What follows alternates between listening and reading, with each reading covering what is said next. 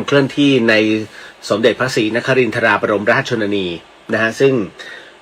มันไปตรงกับคิวของ กลุ่มนะของพวกผมที่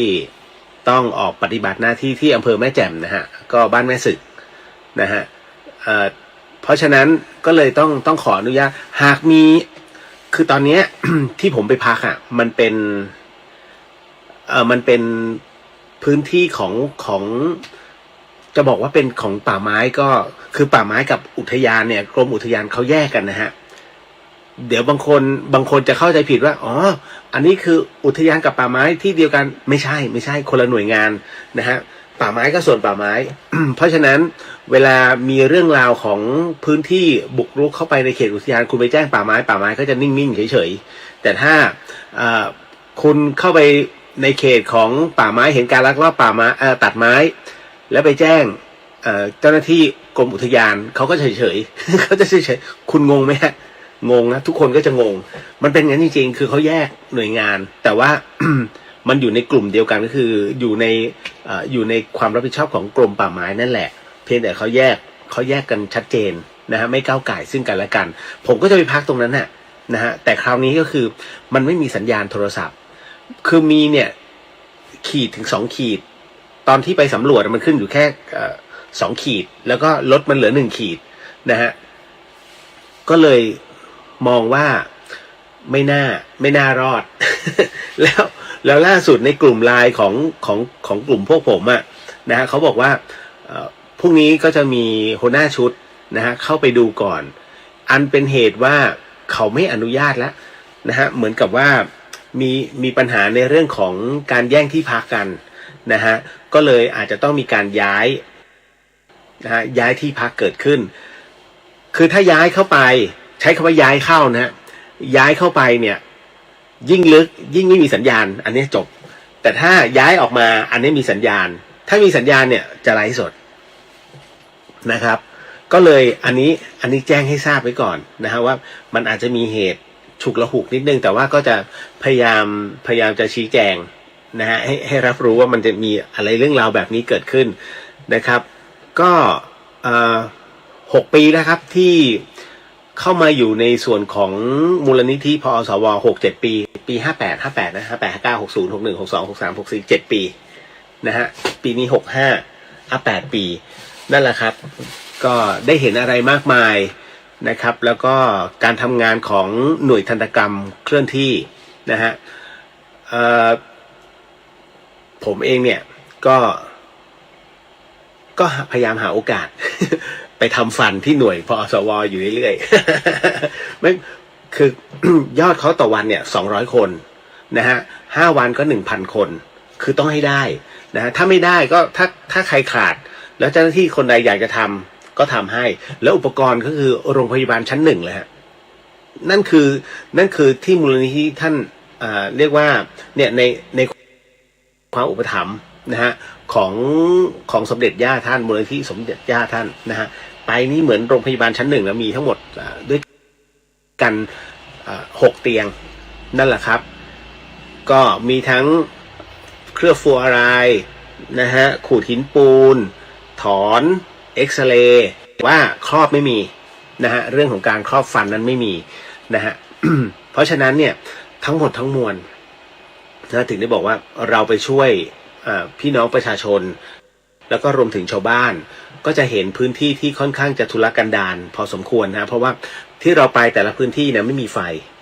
แล้วมูลนิธิจะเอาเครื่องปั่นไฟเนี่ยไปปั่นนะฮะเป็นเครื่องมือช่วยในเรื่องของการมันต้องใช้ไฟฟ้าในการมีทั้งไฟมีทั้งอุดนะเครื่องมือเครื่องไม้ของแพทย์ต้องใช้นะฮะก็เป็นเช่นนั้นนะฮะทุกปีครับนะฮะ ก็ถึงพรุ่งนี้ได้อยู่วันศุกร์พอได้เพราะว่าวันเสาร์ตอนเช้าเขาเรียกขึ้นของพวกผมต้องเอาของขึ้นก่อนแล้วก็วันอาทิตย์นั้นต้องไปรับคุณหมอที่บินมาถึงที่จังหวัดเชียงใหม่แล้วเข้าพื้นที่อำเภอแม่แจ่มนะฮะที่บ้านแม่สึกนะคือต้องไปอีก4 ชั่วโมงเดินทางกัน ครับส่วนในระหว่างการเดินทางที่ขึ้นมาที่ผ่านมานะฮะผมเป็นคนที่ไม่รีบร้อนเวลาเดินทางเพราะว่ามันมีอะไรหลายอย่างในเมืองไทย หลายคนชอบนั่งเครื่อง คุณเชื่อไหมเครื่องบินสะดวกส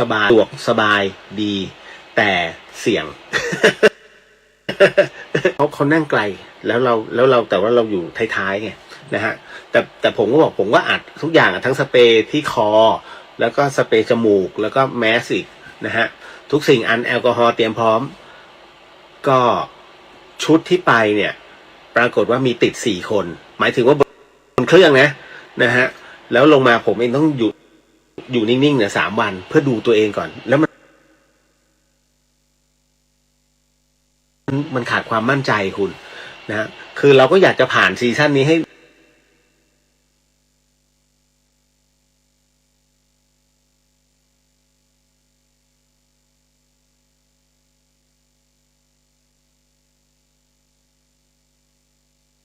ได้ตลอดรอดฝั่งนะซึ่งก็ผ่าน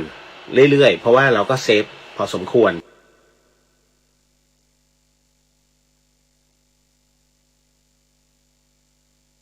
บ้างกราบพระนะฮะก็เอาใจชุ่มฉ่ำเอาไว้ก่อนนะฮะ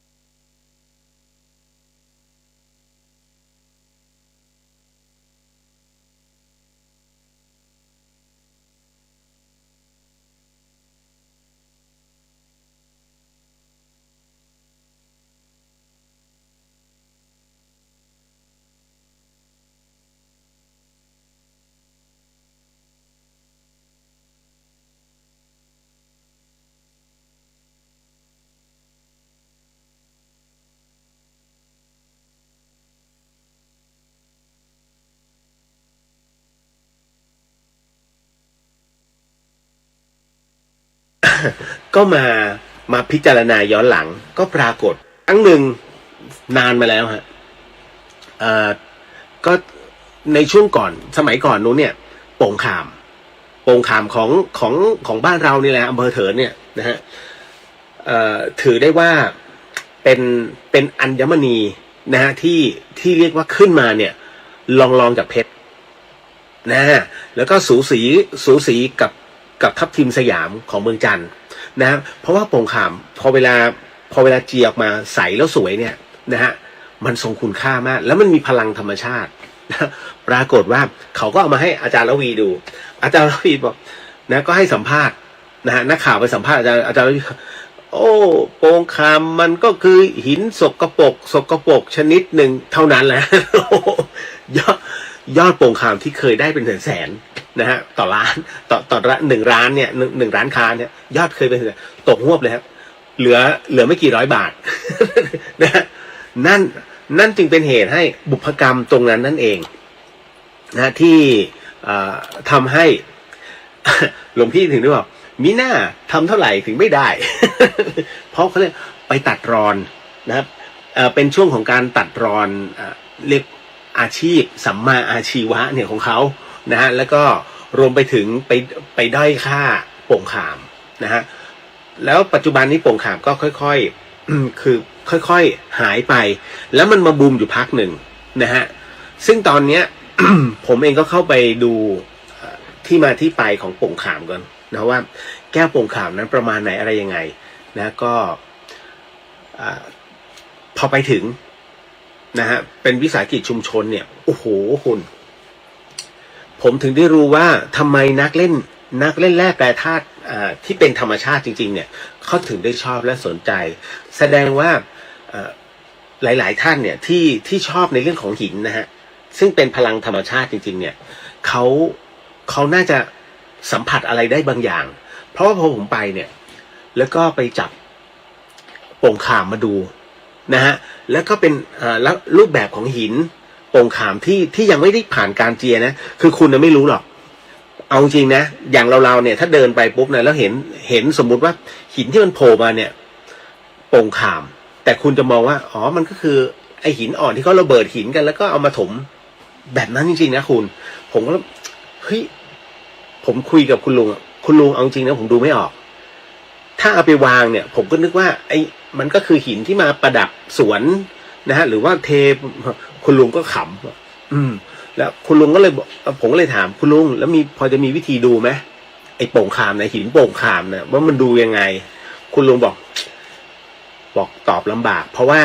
มันต้องอาศัยประสบการณ์คือมองปุ๊บรู้ทันทีว่าอันนี้ไม่ใช่หินธรรมดาแล้วเราก็มาดูว่าอ้าวแล้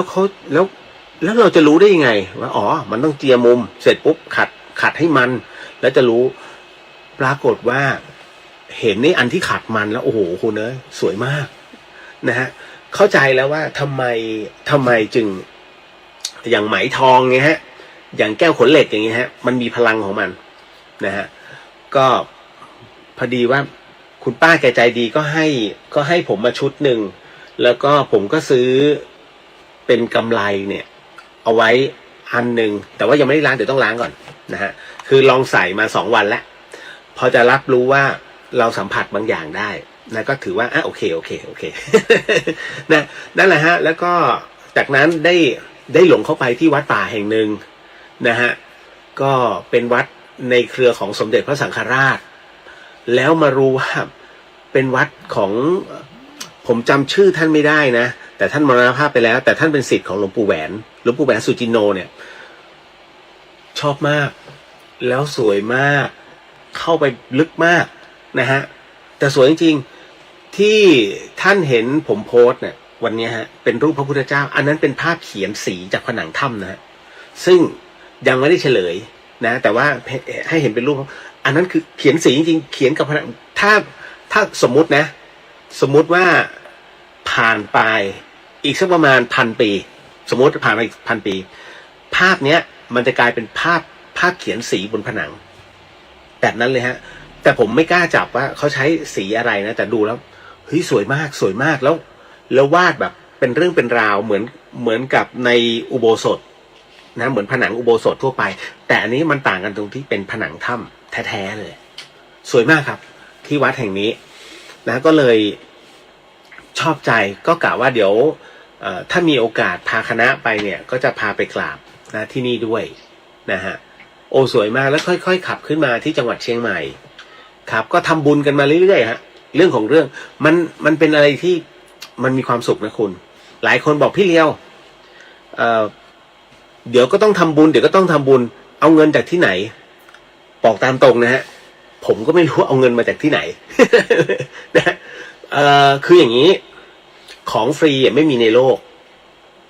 บอกเลยฮะคุณผู้ฟังแล้วสังเกตไหมแล้วทำไมคนถึงชอบทำบุญเวลาไม่จำเป็นต้องพี่เดียวเรียกบุญนะฮะหลายๆท่านพอเรียกบุญปุ๊บเดี๋ยวมีคนทำแล้วไปที่นู่นแล้วเขาเอาเงินมาจากไหนเขาเรียกบุญต่อบุญเพราะฉะนั้นเมื่อเราเนี่ยสมมุติว่าเราทำบุญไป100 บาทบุญจะตีกลับให้มานะฮะไม่จำเป็นหรอกฮะว่าจะต้อง100เป๊ะอาจจะ50 บาทที่มันลอยตามลมมาแต่มันคือจากงานนั่นแหละแต่เราเรียกลอยตามลมหรือมามากกว่านั้นเป็นพันก็ถือว่าเขาเรียกว่าบุญต่อบุญแล้วมันจะมีวนกลับมาพอวนกลับมาคุณน่ะต้องเจียดมาบางส่วนฮะเพื่อทำบุญนะทำบุญทำทานมันจะมีเงินเป็นลูปเลยคราวนี้แล้วลูปเนี่ยไม่ลูปน้อยๆนะฮะบางคนทำไมทำแล้วไม่เห็นไม่จริงฮะมันจะมีมาแต่ยังไม่ใช่มันไม่ใช่เวลาที่มาตอนนั้นเลยแต่ของผมอันนี้เป็นความรู้สึกของแต่ละคนนะของผมอย่างผมทำวันเนี้ยไม่เกิน2 วันฮะเดี๋ยวมันมีลูปตีกลับแปลกมากแล้วก็ทำแล้วผมก็จะบอกทุกท่านว่าเนี่ยผมทำให้แต่ละคนเพราะฉะนั้นหลายๆท่านนะฮะผมก็จะบอกเลยว่าเนี่ยผมทำให้เป็นที่เรียบร้อยแล้วนะฮะก็อันนี้ส่งตรงนี้นะเพราะว่าญาติธรรมเนี่ยมักจะฝากผมทำบุญผมก็พอเรารับปากแล้วอะ นะฮะก็จำเป็นเมื่อรับปากสัจจะต้องมาก่อนผมจึงต้องรักษาสัจจะก็เวลามีโอกาสปุ๊บก็หยอดตู้แล้วก็พูดคุยกับครูบาอาจารย์ก่อนแล้วก็ถามที่มาที่ไปของแต่ละพื้นที่ที่เราไปแล้วตรงไหนที่เหมาะสมคุณผู้ฟังคำว่าเหมาะสมในการทำบุญมันขึ้นอยู่กับนาบุญด้วยนะฮะเดี๋ยววันนี้ยังคงมีน้องๆที่ถามเข้ามาเรื่องนี้ด้วยนะครับแล้วก็เดี๋ยวยังมีเรื่องหลอนบอกเลยมีนะฮะแล้วก็เกริ่นไปบางท่านก็สงสัยเรื่องรอยพระพุทธบาทก็มีนะฮะเดี๋ยวก็เล่าให้ฟังนะจ๊ะเดี๋ยวสักครู่หนึ่ง ผมพูดหลายรอบแล้วเรื่องรอยพระพุทธบาทแต่ว่าก็ยังมีคนที่สงสัยอยู่ก็ไม่เป็นไรเรามีหน้าที่อธิบายฮะนะครับเรื่องราวจินไตเพราะว่าบางครั้งพระท่านอยากอธิบายใจจะขาดจริงๆแต่อธิบายแล้วเนี่ยถ้ายิงคำถามไปท่านรู้ได้ยังไงถ้าเป็นหลวงพี่ภัสกรท่านมีเหตุผลและหลักการท่านตอบได้แต่ถ้าเป็นพระรูปอื่นบางทีท่านไม่ทันคือบางคำถามท่านต้องเตรียมตอบโยมแต่บางคำถามที่ฟ้าผ่ามาเนี่ยท่านอึ้งแล้วช็อกไม่สามารถตอบญาติโยมได้ไอ้แบบเนี้ยนะฮะมันก็เลยทำให้กลืนไม่เข้าคายไม่ออกถ้าพูดไปแล้วต้องหาหลักฐานด้วยพอมันหาไม่ได้เนี่ยมันจะกลายเป็นท่านมุสามันก็เลยไม่สะดวกส่วนผมกล้าที่จะพูดนะฮะกล้าที่จะบอกถ้าบอกพี่เลี้ยงมีหลักฐานไหมไม่มีพิจารณาเองนะฮะเพราะฉะนั้นเรากล้าพูดได้นะฮะต่อให้ผิดศีลเราคือฆราวาสนะฮะอย่างน้อยก็ศีล 5นะฮะแต่เรารู้อยู่แก่ใจแล้วไงว่าไอ้สิ่งที่เราพูดไปมันไม่ได้พูดแบบพล่อยๆมันต้องมีเหตุและปัจจัยในการที่จะนำเสนอถูกไหมฮะเอาล่ะก็เดี๋ยวเราก็มาพูดคุยกันเช่นเดิมแล้วก็ขอทักทายก่อนแล้วเดี๋ยวกลับมาพูดการเรื่องราวตรงนี้แต่ว่าอย่างน้อยก็สมทานศีลนะฮะวันนี้อยู่ที่เชียงใหม่ฮะ นะหลายท่านสงสัยนะครั้งก่อนอยู่กรุงเทพนะครับแล้วก็มัวแต่วุ่นวายหลายสิ่งมานี่ก็ยังไม่ได้ลาคุณแม่นะฮะขึ้นมาก่อนเพราะว่า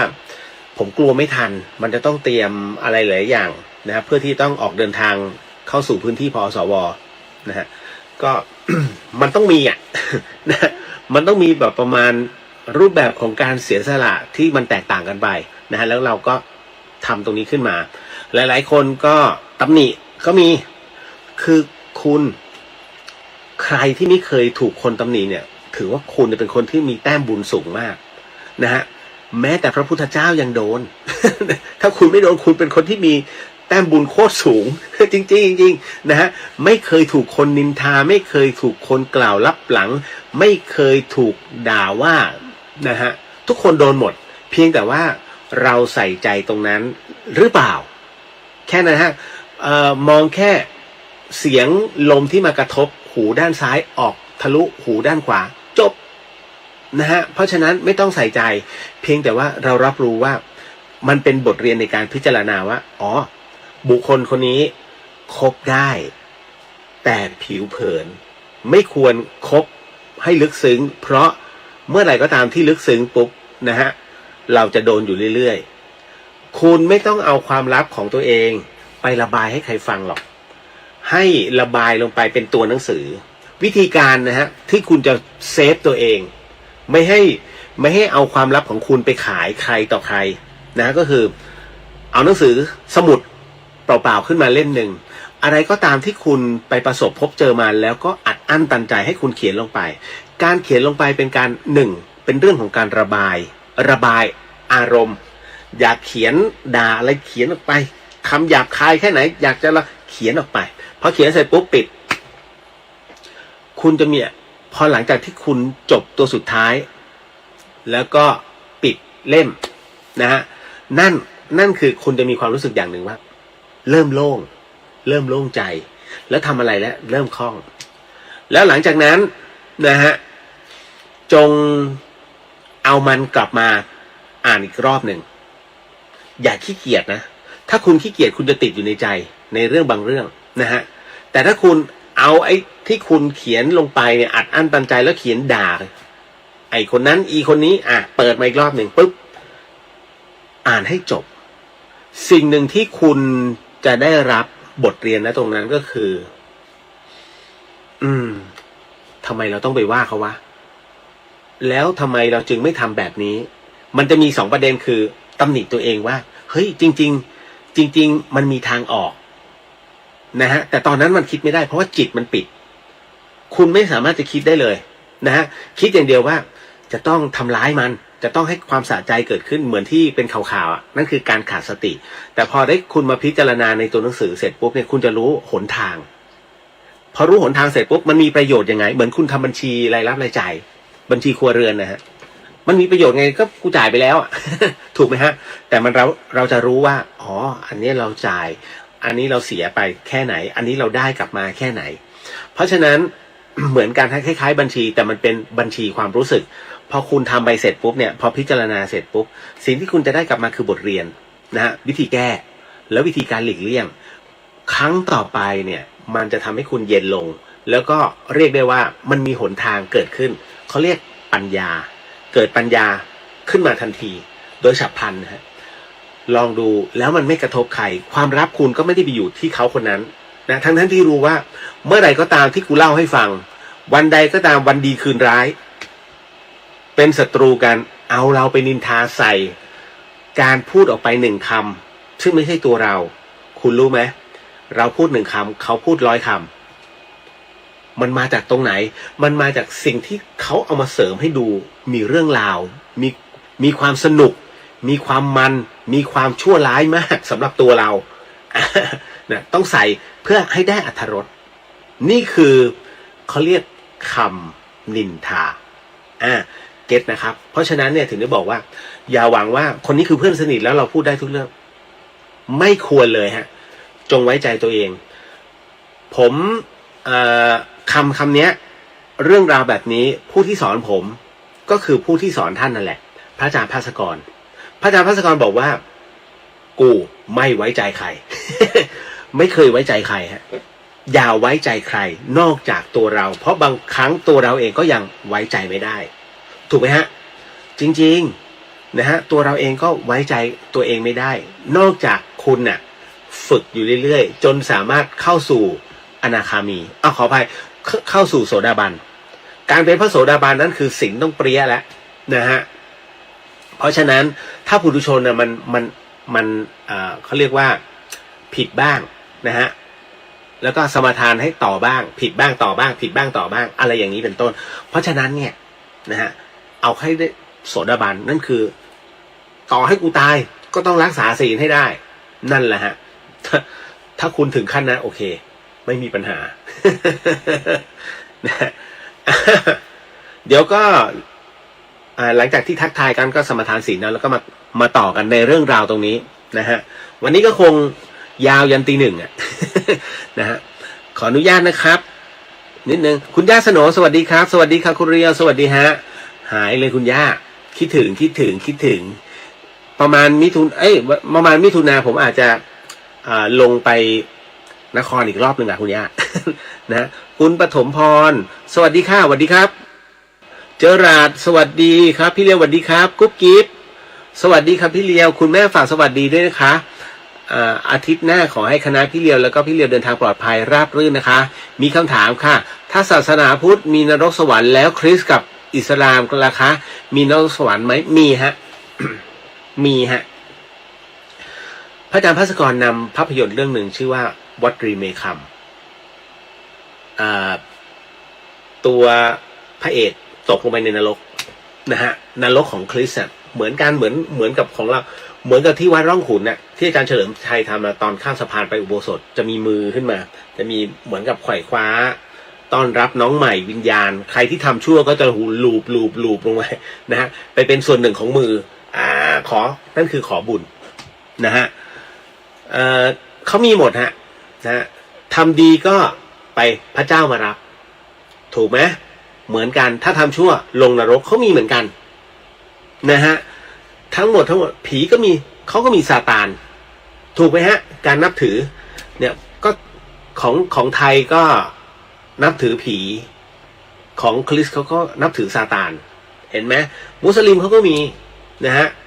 ทำดีก็ไปอยู่กับพระเจ้าถ้าทำชั่วก็ลงนรกเหมือนกันเขามีฮะ ทุกศาสนามีหมดนะฮะไม่มีศาสนาไหนที่ไม่มียกเว้นผู้ไม่มีศาสนามักจะไม่เชื่อแต่เมื่อถึงคราวแล้วเนี่ยมันพูดยากเพราะในทะเบียนบ้านน่ะนะฮะมันเจาะจงไปแล้วว่าคุณนับถือศาสนาอะไรแม้ว่าคุณไม่เจาะจงแต่พ่อแม่หรือว่าผู้ที่ทำศพให้เขาจะนึกถึงก่อนเลยถ้าอยู่หมู่บ้านก็สวดกันเองว่าเขาเรียกว่าให้เกียรติในเรื่องของการพูดคุยในขณะที่ยังมีชีวิตอยู่ก็คือสรรเสริญก่อนลงหลุมแต่ถ้าเป็นอย่างเราก็ไปวัดพระก็สวดให้ยังไงก็มันก็ต้องตามพิธีอะฮะคุณจะบอกว่าในความเท่ว่าเราไม่มีศาสนาแต่จริงๆแล้วลึกๆมันมีแล้วก็อยากรู้ด้วยซ้ำเพียงแต่ไม่กล้าแสดงออกติดคำว่าเท่เข้าไปในใจกลัวว่าคำว่างมงายหรือว่าเชยเกิดขึ้นในใจอันเนี้ยเป็นคนที่ไม่เป็นตัวของตัวเองหลอกตัวเองไงแต่จริงๆแล้วเขามีความอยากรู้อยากเห็นนะฮะแล้วอีกอย่างนึงก็คือเมื่อคนข้างๆเขาเสียชีวิตลงสิ่งที่เขาโหยหาคืออะไรอ่ะต้องถามตรงนี้เพราะผมเคยเจอกูไม่มีหรอกศาสนาปรากฏว่าลูกตายเฮ้ยทำไงดีวะก็กูไม่มีศาสนาแล้วลูกเอาวะก็ต้องเข้าวัดสุดท้ายไม่พ้นวัดไหนบอกไม่มีศาสนาไม่สวดให้ลูกเนี่ยฮะมันหลอกตัวเองไม่ได้นะฮะยังไงก็ตามเนี่ยมันเป็นเรื่องมันเป็นสิ่งที่มันติดมันอยู่ข้างในใจอยู่แล้วเพียงแต่ไม่ยอมรับมันแค่นั้นนี่คือสิ่งที่หลายๆคนเป็นอยู่ก็เหมือนกับศีลเนี่ยมุสาข้อมุสานี่โอ้กระจายตั้งแต่ผู้นำประเทศจริงๆเห็นไหมผมไม่ได้พูดเฉพาะตอนนี้นะตั้งแต่ผมเกิดมาเนี่ยนะฮะผมยังไม่เคยเห็นผู้เล่นการเมืองนะสักคนที่พูดความจริงนะฮะก็มีเขาโครงความเป็นจริงอยู่ไม่กี่คนนะฮะยังมีมีคุณแค้วนรปฏิอาจารย์ธินวัฒน์เมล็ดพิทักษ์อาจารย์สมเกียรติอ่อนวิมลคุณชวนหลีกภัยมีใครกันคืออันนี้เท่าที่สัมผัสได้ว่าเป็นผู้ที่พูดความจริงแต่คนอื่นไม่รู้ คนอื่นไม่รู้เพราะเห็นเท่าที่พูดก็คืองั้นๆนะต่อมาเดี๋ยวจะไปการเมืองซะ ยิ่งไม่อยากวุ่นวายกับการเมืองปวดหัวนะฮะเดี๋ยวนะแป๊บนึงเจอลาบอกว่าพี่เลียวครับในยุคปัจจุบันนั้นยังมีพระบรมสารีริกธาตุของพระเจ้าในอดีตหลงเหลืออยู่ไหมครับเพียบฮะเพราะว่าในกัปเนี่ยฮะนะฮะ ในกัปนี้มีถึง4 พระองค์นะฮะคืออย่างนี้ มันมีที่หนึ่งคุณผู้ฟังมันมีที่หนึ่งที่เป็นเรื่องถกเถียงกันปัจจุบันนี้นะเป็นเรื่องถกเถียงกันก็คือว่าโคราชบ้านเอง นะฮะที่โคราชนั้นมีพระพุทธรูปนะฮะเป็นพระนอนนะฮะปางปรินิพพานเนี่ยเป็นพระนอนเลยฮะที่เก่าแก่ที่สุดในประเทศไทยคืออายุ 1,200 ปี1,200 ปีนะฮะแต่ปรากฏว่าพอกรมศิลปากรเนี่ยเข้าไปพิสูจน์นะฮะกรมศิลป์ประมาณอายุของพระพุทธรูปเนี่ยฮะปางปรินิพพานเนี่ยปางสายญาติเนี่ยบอกว่าพระพุทธรูปองค์เนี้ยมีอายุถึง 3,200 ปีเฮ้ย 3,200 ปีได้ยังไงก็ในเมื่อพระพุทธศาสนาของพระโคดมเนี่ยมันเพิ่ง 2,500 กว่าปีถูกไหมฮะแต่ปรากฏมันกลายเป็นเรื่องย้อนแย้งที่ถกเถียงกันจนสุดท้ายเนี่ยศิลปากรเนี่ยเขาประกาศใหม่ว่าเหมือนกับคือมันต้องคล้อยตามมันต้องคล้อยตามหลักความเป็นจริงของศาสนาพุทธคือ 2,000 กว่าปีแต่ในขณะเดียวกันลึกๆแล้วเขาก็บอกมัน 3,000 กว่าปียังไงก็ 3,000 ถ้าบอกว่า 3,000 กว่าปีนั่นแสดงว่าพระพุทธรูปสายญาติองค์เนี้ย ไม่ใช่พระโคดมต้องเป็นพระกัสสปะเถระนะฮะต้องเป็นขออภัยอันนี้ต้องเป็นพระกัสสปะพุทธเจ้านะฮะรูปแรกพระกากุสันโธพระองค์ที่สองก็คือพระโกนาคมโนองค์ที่สามก็คือพระกัสสปะหรือว่าพระกัสสโปนะฮะแล้วองค์ที่สี่ก็คือพระโคตโมก็คือพระโคดมนั่นคือกลับของเรานะฮะนั่นแสดงว่า 3,000 กว่าปีที่เขาบอกมาเนี่ยต้องเป็นพระกัสสปะนะฮะหรืออีกนัยยะหนึ่งก็คือมันก็ไม่น่าใช่เขาเรียกนิกายอุทุมพรคือมันจะมีศาสนาเชนแล้วก็ซึ่งศาสนาเชนเนี่ยเขาจะแยกว่านิกายอุทุมพรหมายถึงว่าเปื้องหมดเลยนะฮะพระนี่ล่อนจ้อนเลยฮะแค่นั้นเลยจะกินอาหารเนี่ยต้องฝันนะฮะแล้วต้องคือต้องฝันถึงคนที่เอาอาหารมาให้ต้องเป็นผู้หญิงแล้วก็อาหารที่เอามาต้องเป็นอันนี้ถ้าตอนเช้ามาเนี่ยปรากฏว่าเป็นผู้หญิงแต่อาหารไม่ใช่ที่เขาฝันก็ไม่กินนะฮะก็คือไม่ฉันนะฮะอันนี้ถือว่าเป็นเรื่องของฌานสมาบัติในเรื่องของการปฏิบัตินะฮะเสื้อผ้าไม่ใส่นี่ฮะประมาณนั้นเลย อันนี้ก็คือเล่าให้ฟังนะฮะว่าประมาณไหนนี่ก็คือในส่วนของพระสารีริกธาตุนั้นน่ะมีอยู่นะครับมีอยู่เรื่อยๆเพราะว่าพระพุทธเจ้านั้นเปรียบเสมือนเม็ดทรายในทะเล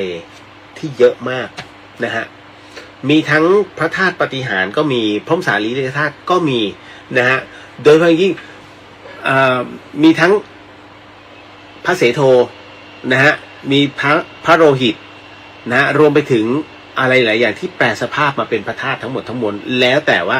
ตามเหตุปัจจัยแต่ที่คุณลุงทองดีหงคุณารมนั้นก็จะเป็นอีกแบบหนึ่งอันนั้นสวยมากอันนั้นน่ะมีแต่ผู้ที่ร่ำร้องอยากได้แต่คุณลุงไม่ให้นะฮะถ้าจะให้คุณลุงต้องถามที่มาที่ไปว่าจะเอาไปที่ไหนอะไรยังไงแล้วคุณลุงจะมอบให้นะฮะพร้อมกับเรียกว่าภาชนะที่บรรจุเงินทองหน้าพร้อมเลยเอาจริงๆนะฮะเพราะว่าผมไปประสบพบเจอมาหลายรอบแล้วก็นี่เตรียมไปที่อุบลเนี่ยฮะเพราะว่าเดี๋ยวก็ต้องจบพสวพักก่อน1 อาทิตย์นะฮะพอดีต้องไปทำธุระให้กับพี่เจี๊ยบนะฮะพอดีว่ากับอาจารย์ไพศาลนิดนึงจะต้องไปคุยกับพี่ไพศาลแป๊บหนึ่งไปขอคิว แล้วก็จากนั้นผมต้องลงกรุงเทพแล้วคราวนี้สำรวจยันอุบลราชธานีนะฮะก็ไปกราบไหว้ครูบาอาจารย์พร้อมกับนำถวายพระสารีริกธาตุของคณะต้นบุญธรรมสถานไม่ผลเหลียวนะโอ้ชีพจรลงเท้าจริงยังนึกเลยกูจะได้บวชไหมเนี่ย ปาฏิโมกข์ยังไม่ท่องทั้งตัว นะฮะยังมีอยู่นะครับคุณบูนสวัสดีครับพี่เลียวสวัสดีครับผมนะฮะพี่สุสวัสดีน้องเรียวแล้วก็ทุกท่านสวัสดีครับพี่คุณน็อปบอกว่าสวัสดีครับคุณเรียวสวัสดีฮะสวัสดีจ้ะเพื่อนอ้อสวัสดีเพื่อนเรียวสาธุนะคะโมทนาสาธุฮะคุณอรพี่พีนสวัสดีครับนะสวัสดีค่ะนะฮะโอ้โหต่อมา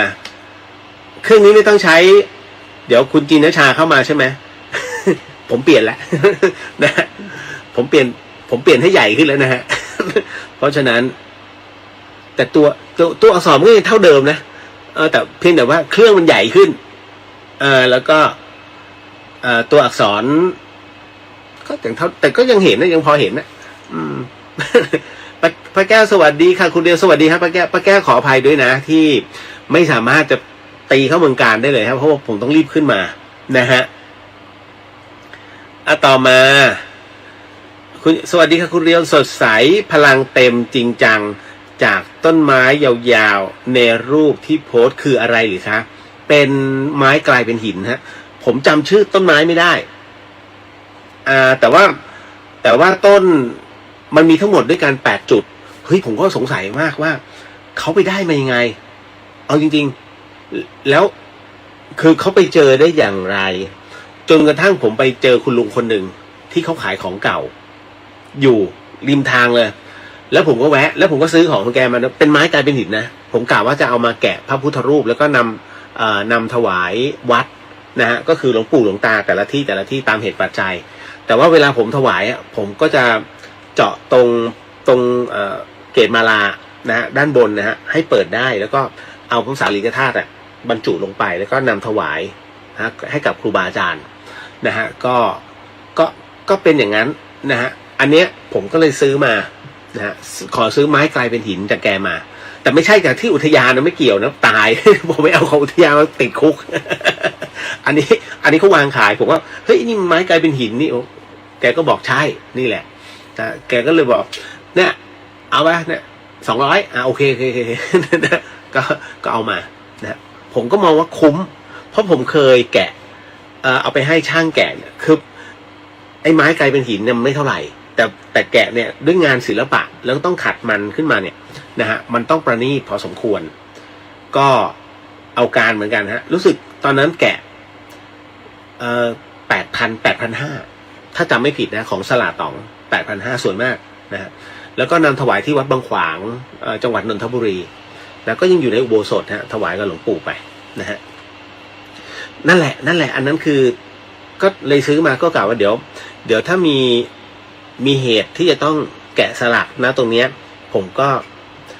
ถ้าใครอยากจะร่วมค่อยว่ากันอันนี้ก็คือทำเพื่อนำถวายพระคุณเจ้าตามที่ต่างๆตามวัดต่างๆนะฮะตามวัดพระสุปฏิปันโน นะเอาเรื่องนาบุญมาก่อนฮะก็เลยนำตรงนี้มาอันนี้บอกเอาไว้นะฮะแล้วเดี๋ยวค่อยบอกบุญกันนะฮะก็ไม่เท่าไหร่เพราะผมตีงบประมาณต่อองค์ก็ต้องมันก็ไม่ได้ต้องให้สลาตีว่าหินขนาดเนี้ยนะฮะค่าแกะเท่าไหร่ไม่ใช่อยู่ๆผมมาตีราคาว่าต้องไม่เกินไม่ใช่นะฮะค่อยว่ากันตรงนั้นนะตามมาด้วยอันนั้นที่เมืองตากนะฮะนะครับพี่นุชพี่นุชพรพันธ์สวัสดีค่ะสวัสดีครับพี่นะฮะคุณจัญญาสวัสดีครับคุณเลียวสวัสดีฮะครับผมคุณจินชาผมจะฟ้องว่าผมเปลี่ยนแล้วนะฮะแล้วตัวหนังสือมันก็ยังเล็กไอโฟนนี่มันเป็นอะไร ผมไม่เข้าใจนะคุณจิโมทนาสาธุกับคุณเรียนแล้วก็ทีมงานเจ้าหน้าที่พสวทุกท่านค่ะนะฮะก็โมทนาครับจริงๆถ้าบิดมาหน่อยคุณจะเห็นอาหารอยู่ตรงนี้นะยังไม่ได้เอาเข้าเป้นะครับแล้วก็อะไรหลายๆอย่างเดี๋ยววันนี้จะเล่าเรื่องเรื่อยๆนะฮะเป็นการพูดคุยกันเพราะว่าแหมมีเวลาทั้ง3วันเนาะสบายๆนะฮะคือวันนี้ที่ผมโพสต์เรื่องของที่ผมขาหักเนี่ยย้อนกลับไปเมื่อ9 ปีพอเมื่อเช้าเนี่ยผมตื่นขึ้นมาแล้ว Facebook มันเตือนไงผมก็เลยเปิดไปใจหายวาบเลยเดี๋ยวเล่าให้ฟังนะฮะตามมาด้วยพี่สุวรรณยาสวัสดีค่ะสวัสดีครับพี่นะฮะคุณอันนี้น้องไพโรจน์สวัสดีครับพี่เลียสวัสดีจ้ะน้องโอ้หายไปเลยเนาะนะฮะช่วงนี้รับคนไข้มีแต่ไม่บอกข้อมูลความจริงครับเสี่ยงมากๆปัญหาคุณผู้ฟังที่ฟังทางช่อง 104.50 ที่จังหวัดเชียงใหม่รวมถึงคุณผู้ฟังแล้วก็น้องๆที่ฟังในสื่อโซเชียลเนาะอันนี้เดี๋ยวพี่เลียวบอกไว้ก่อนว่าท่านใดที่ป่วยเป็นโรคติดต่อนะฮะแล้วไม่แจ้งความจริงกับเจ้าหน้าที่ท่านมีความผิดนะฮะเป็นคดีอาญาแล้วปรับด้วยไม่คุ้มฮะนะฮะอย่าไปเสียฟอร์มว่าโอ้โหฉันติดมันติดกับถ้าติดเนี่ยมันกลายเป็นเรื่องของเฮ้ยไม่ติดกลายเป็นคนแปลกไปแล้วถ้าติดกลายเป็นเรื่องธรรมดาเพราะฉะนั้นน้องต้องแจ้งนะฮะเพราะมันเป็นการสุ่มเสี่ยงแล้วเนี่ยอย่างพี่น้องไพโรจน์เขาเป็นเจ้าหน้าที่มันสุ่มเสี่ยงกับเขานะฮะเพราะฉะนั้นเนี่ยอย่างน้อยต้องแจ้งที่มาที่ไปว่าหนูก็ใส่แมสนะแต่ว่าไปซื้อของที่นั่นที่นี่เดี๋ยวจะได้รู้กันเพราะที่กรุงเทพที่ติดกันไม่ใช่ติดมาจากตรงไหนนะคุณทุกคนใส่แมสหมดทุกคนฉีดแอลกอฮอล์หมดแต่มาจากไหนมาจากเงินฮะมาจากเงินที่ทอนเนี่ยนะฮะตรงนี้แหละสำคัญอันนี้ต้องระมัดระวังนะฮะเพราะตอนที่คุณทอนเงินมือต่อมือแล้วที่เชียงใหม่เวลาคุณไปกินข้าวนะฮะเขาก็จะมีให้ตักน้ำแข็งกับแก้วแล้วก็กดน้ำตรงนั้นน่ะ ตรงที่กดอะนะฮะคือมือใครต่อมือใครไม่รู้จับด้ามมือใครต่อมือใครไม่รู้แล้วมันกลายเป็นว่าพอแก้วมาถึงที่โต๊ะเสร็จปุ๊บคุณไม่ได้ฉีกไงมันฉีกไม่ได้ถูกไหมฮะพอเปิดปุ๊บเรียบร้อยเลยฮะมันฟุ้งมันมีอำนาจในการฟุ้งอยู่นั่นแหละมันคือเชื้อมันเข้าตอนนั้นอย่าไปโทษ อย่าไปโทษว่าเฮ้ยนึกไม่ออกไม่ใช่นะเพราะฉะนั้นถ้าใครปกปิดมีความผิดนะฮะแล้วถ้าเจ้าหน้าที่เขาฟิกว่าอ๋อรายล่าสุดที่ไปรับคือคุณจบเลยนะฮะหายเมื่อไหร่ก็ติดคุกไม่คุ้มนะฮะบอกไปเลยบอกพี่หนูเป็นน่าจะเป็นมันไม่น่าอายแล้วฮะตอนนี้นะครับพี่เอาใจช่วยนะน้องนะฮะวันนี้ขอหลอนๆนะครับไอ้นี่เป็นเจ้าหน้าที่ด้วยอยากจะขอหลอนๆตัวเองก็เจออยู่เรื่อยๆ รับผู้ป่วยก็หลอนแล้ว เอาใจช่วยนะฮะขาดตกบกพร่องตรงไหนบอกพี่เลียวแล้วก็ถ้าพี่เลียวประชาสัมพันธ์ช่วยได้ในเรื่องของอุปกรณ์อะไรเดี๋ยวจะบอกให้นะฮะคุณวัฒจากสวัสดีครับพี่เลียวสวัสดีฮะนะเจลาดขอบคุณครับพี่เลียวผมขอไปสวดมนต์แล้วก็เข้านอนก่อนนะครับเดี๋ยวมาดูย้อนหลังพรุ่งนี้ไม่เป็นไรจ่าตามสบายเนาะนะคุณนัทสวัสดีครับคุณเรียวสวัสดีครับนะฮะคุณจินชาปงคามเลือกเจ้าของจริงไหมคะปงคามเลือกเจ้าของไหมจริงๆมันมีในวันนี้ที่จะพูดนะในเรื่องของอัญมณีในเรื่องของขลังเดี๋ยวขอตอบในรายการเนาะขจรศิลป์สวัสดีครับสวัสดีฮะคุณจินชาอยากเห็นบ่อปงคามบ้างโอ้โหมันเป็นป่าเลย คือถ้าไม่สังเกตคล้ายๆบ่อพลอยคุณมันไม่ใช่เป็นภูเขานะแต่มันเป็นในป่าแล้วมันเป็นชนิดของหินแล้วมันก็มีไม่กี่หมู่บ้านคนนอกห้ามเข้าเขาไม่ให้เข้าแต่ว่าถ้าเป็นคนในพื้นที่เข้าได้แต่เราไปดูอย่างเงี้ยได้นะฮะไปดูไปขอซื้อได้นะฮะแต่มันเป็นดิบนะหมายถึงเป็นหินดิบๆนะฮะเพราะฉะนั้นเหมือนกับคุณก็จะมันหินอ่อนปะวะมันเป็นหินกรวดทรายอย่างนี้วะเอาดีไหมวะ คือจริงมันเป็นคือเขาดูกันรู้อะแต่คุณนะดูไม่รู้มันก็จะเป็นหลุมธรรมดาผมก็ไม่ได้ไปชะโงกนะแค่ขับผ่านก็เห็นแล้วอ๋ออันนี้หลุมโอ้โหเฮ้ยเศษเต็มเลย นะประมาณนั้นนะฮะอันนี้ไม้ใหม่สวัสดีค่ะคุณเดียวสวัสดีครับผมนะฮะตามมาด้วยน้องสาวินีสวัสดีค่ะสวัสดีครับผมมิตรชัยสวัสดีครับพี่เลียวสวัสดีครับนะฮะคุณเบนสวัสดีค่ะมาทักทายต้องทำงานค่ะโมทนาสาธุขอให้สำเร็จเสร็จสิ้นในหน้าที่การงานให้นะฮะอย่างมีความสุขคุณน้องบอกว่าพี่ติดทั้งบ้านเลยค่ะพกทั้งสเปรย์เจลเข้าบ้านอาบน้ำสระผมป้องกันสุดๆแม่ก็ติดที่ชลบุรีพี่คิดว่าถ้าตรวจก็2 ขีดอาการไอคอแห้งโอ้ยขอบพระคุณมากที่บอกอาการมีน้ำมูกไหมฮะคือตอนเนี้ยผมอะเวลานอนนะมันแสบคอผมก็รีบตื่นมาเพราะเรารู้แล้วว่าเราอาจจะนอนอ้าปากไม่ใช่มานั่งอายกันเดี๋ยวผมต้องบอกก่อนเวลาคุณหลับคุณไม่รู้หรอกว่าอากัปกิริยาคุณอะมันเป็นยังไงบางคนนอนน้ำลายไหลบางคนนอนอ้าปากหวอบางคนนอนกรนนะฮะและบางคนนอนเปลี่ยนท่า1 คืนเนี่ยคุณเปลี่ยนท่าไปเกือบ500 ครั้งแต่คุณจะไม่รู้นี่คือเบสิกของการนอนหลับนะฮะจะบอกอ๋อนอนแบบนี้มันก็จริง มันก็จริงบางคนก็แบบไหนแบบนั้นนะฮะแต่บางคนเนี่ยเขามีพลิกไปพลิกมานะฮะแล้วคราวนี้พอมันแสบคอปุ๊บผมต้องดื่มตื่นมาแล้วมาดื่มน้ำแล้วบางทีมันแห้งมานานเนี่ยเราจะรู้สึกว่าคอมันเริ่มเจ็บน้ำในคอแห้งคุณอย่าปล่อยให้น้ำในคอแห้งนะถ้าน้ำในคอคุณแห้งเมื่อไหร่เตรียมตัวเป็นไข้ถ้าเป็นไข้หวัดขึ้นมาหรือว่าเจ็บคอหรือว่าเป็นทอมซินขึ้นมาแล้วภาวะแบบนี้แค่คุณไอนิดนึงจามเพราะฉุนอะไรนิดนึงมองกันทั้งร้าน เป็นป่าวะ อันตรายนะฮะอย่าเป็นดีที่สุดนะครับเพราะฉะนั้นอย่าปล่อยให้น้ำในคอมันแห้งนะคุณดื่มน้ำนะแล้วมีน้ำมูกไหมฮะ ตอนนี้ถ้าจามหรือว่าอะไรก็ตามมีน้ำมูกเอาแหละเป็นปะวะเนี่ยมีน้ำมูกค่ะ10 กว่าวันแล้วก็ยังมีน้ำมูกเอาแล้วท้องเสียไหม ที่ผมถามเนี่ยมันเป็นอาการเบื้องต้นของไข้หวัดกับโควิดที่มันคล้ายๆกันนะฮะต่อมาคุณจานสวัสดีค่ะสวัสดีฮะคุณพิมพ์สวัสดีค่ะทุกท่านโมทนาสาธุนะครับ คุณจิรวัตรสวัสดีครับพี่เลียวฟังพี่ตั้งแต่เรียนที่เชียงใหม่ตอนนี้แต่งงานมีลูก อันนี้กำลังจะบอกว่าเฮ้ยพี่แก่ โอ้ยนะจะดีใจหรือเกลียดกันดีเนี่ย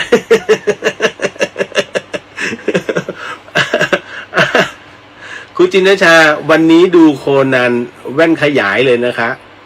อ๋อดูโคนันด้วยก็คิดว่ามันไม่ช่วยเลยเนี่ยเครื่องมันใหญ่ขึ้น นะฮะต่อมาอันนี้